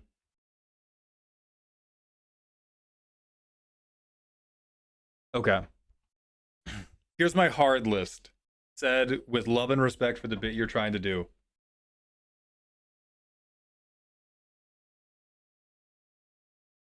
Lens is worse than Mask of Memory. Knight's Whisper, Off-Nab Goat, Rankle Master of Pranks, Ransack the Lab, Resentful Revelation, and Risky Research could all be replaced by more expensive things that mulched you much harder, because that is the main thing that is missing, is we cannot get Eldrazi into the graveyard fast enough just by surveilling 2. It's requiring us to surveil, like, we have to look at like 6 or 7 cards before we can actually get the Eldrazi that we want into the graveyard. Cut Warlock class right the fuck now. We talked about the 1-for-1 swaps here. Your Eldrazi are perfect. Your interaction is perfect. Your land base is perfect. So what is mana value? What's between 3 to 5 that will fill the graveyard is what we need for this deck. Greater than or equal to 3. Less than or equal to 5.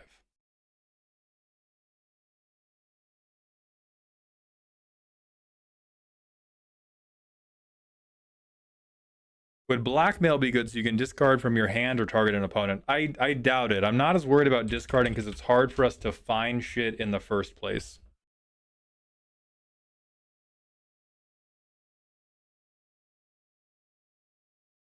Barrogoyf would be solid for repeatable mill. We have Discerning Taste. We don't want to do that. Moonlit Bargain could do something because it gets us through 5. This is basic land types. That's mill 3. I don't think we have Out of the Tombs. So that's it for mulch. Do we have anything for self-mill? Angel of Suffering, but it requires other people to hit us. You could Balustrade Spy yourself, but we could get very unlucky because we have a normal number of lands.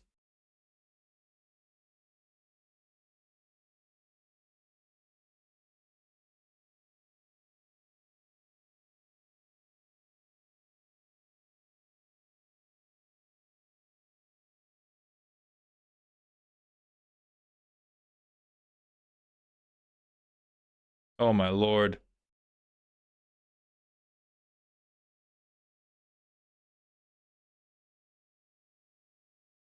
Yeah, we could Doom Whisperer if we were just willing to throw away our life.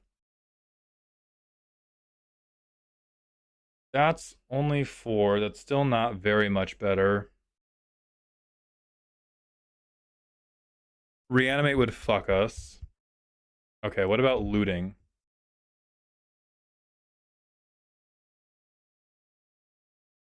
Airship, Demo. Too much mana. Too much mana. We have Stargaze already. They have already gotten a lot of the solid options. Holy shit, this is so much worse than I thought. Okay, so we have loot, we have mulch, we have self-mill. What else could we do?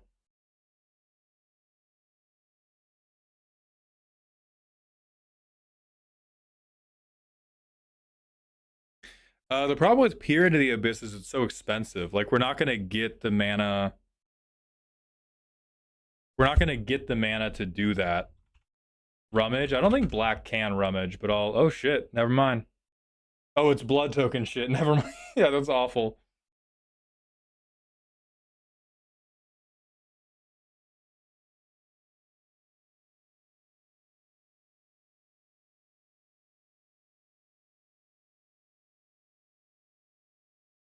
Yeah, this shit rough as hell. How do we do this? Fuck. We don't have anything that's really gonna get it going. We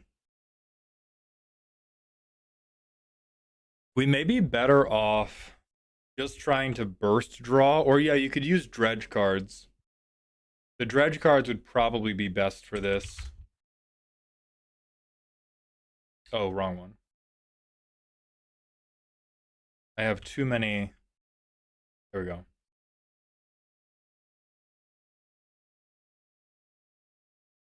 All right. So ad nauseum kills us instantly. These cards are not great. Siphon Mind makes everybody hates us. Makes everybody hate us. But we just have to do better than Rankle, which can't be that hard.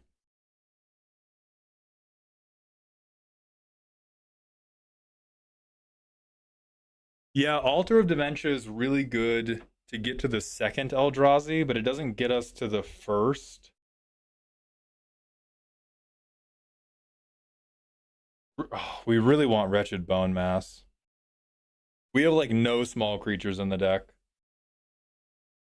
So maybe rather than cutting all of these low performers, since we don't have any performers, I would cut some of this keyword support for more of the medium performers. And then we need like Necropolis Regent, or we need our equipment to provide like double strike so that we can do enough damage to actually close out a game. And that's how we try to get through it.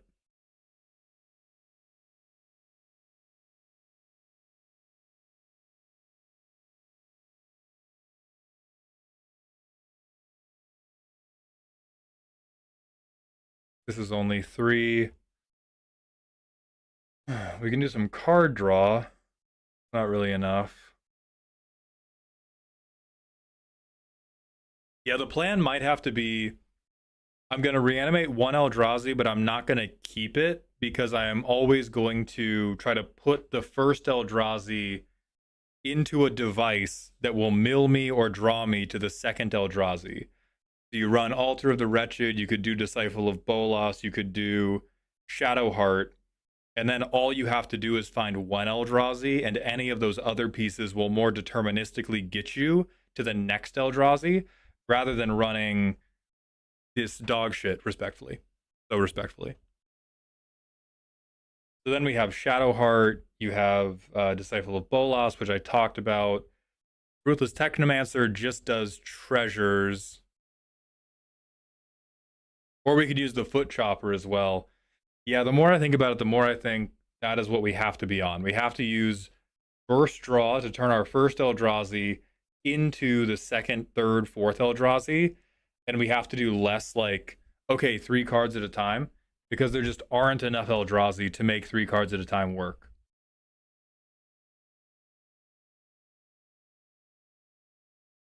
And then Altar of Dementia can work with that too.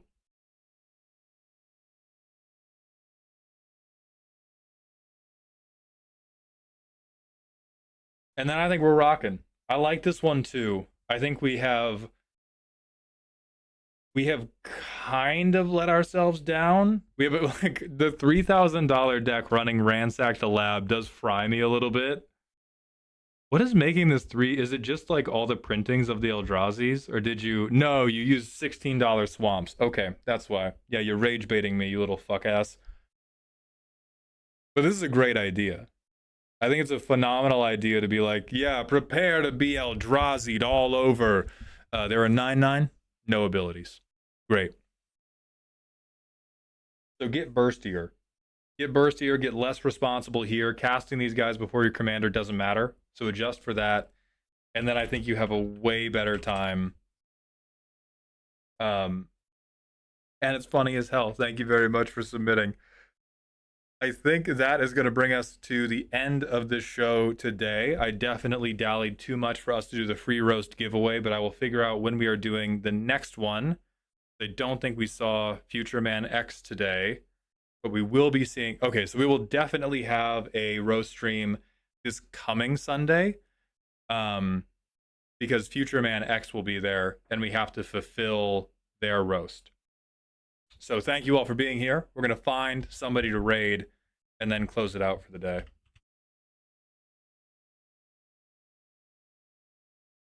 Is the Jaw Machine as expected? It's better than it was, but this was still difficult.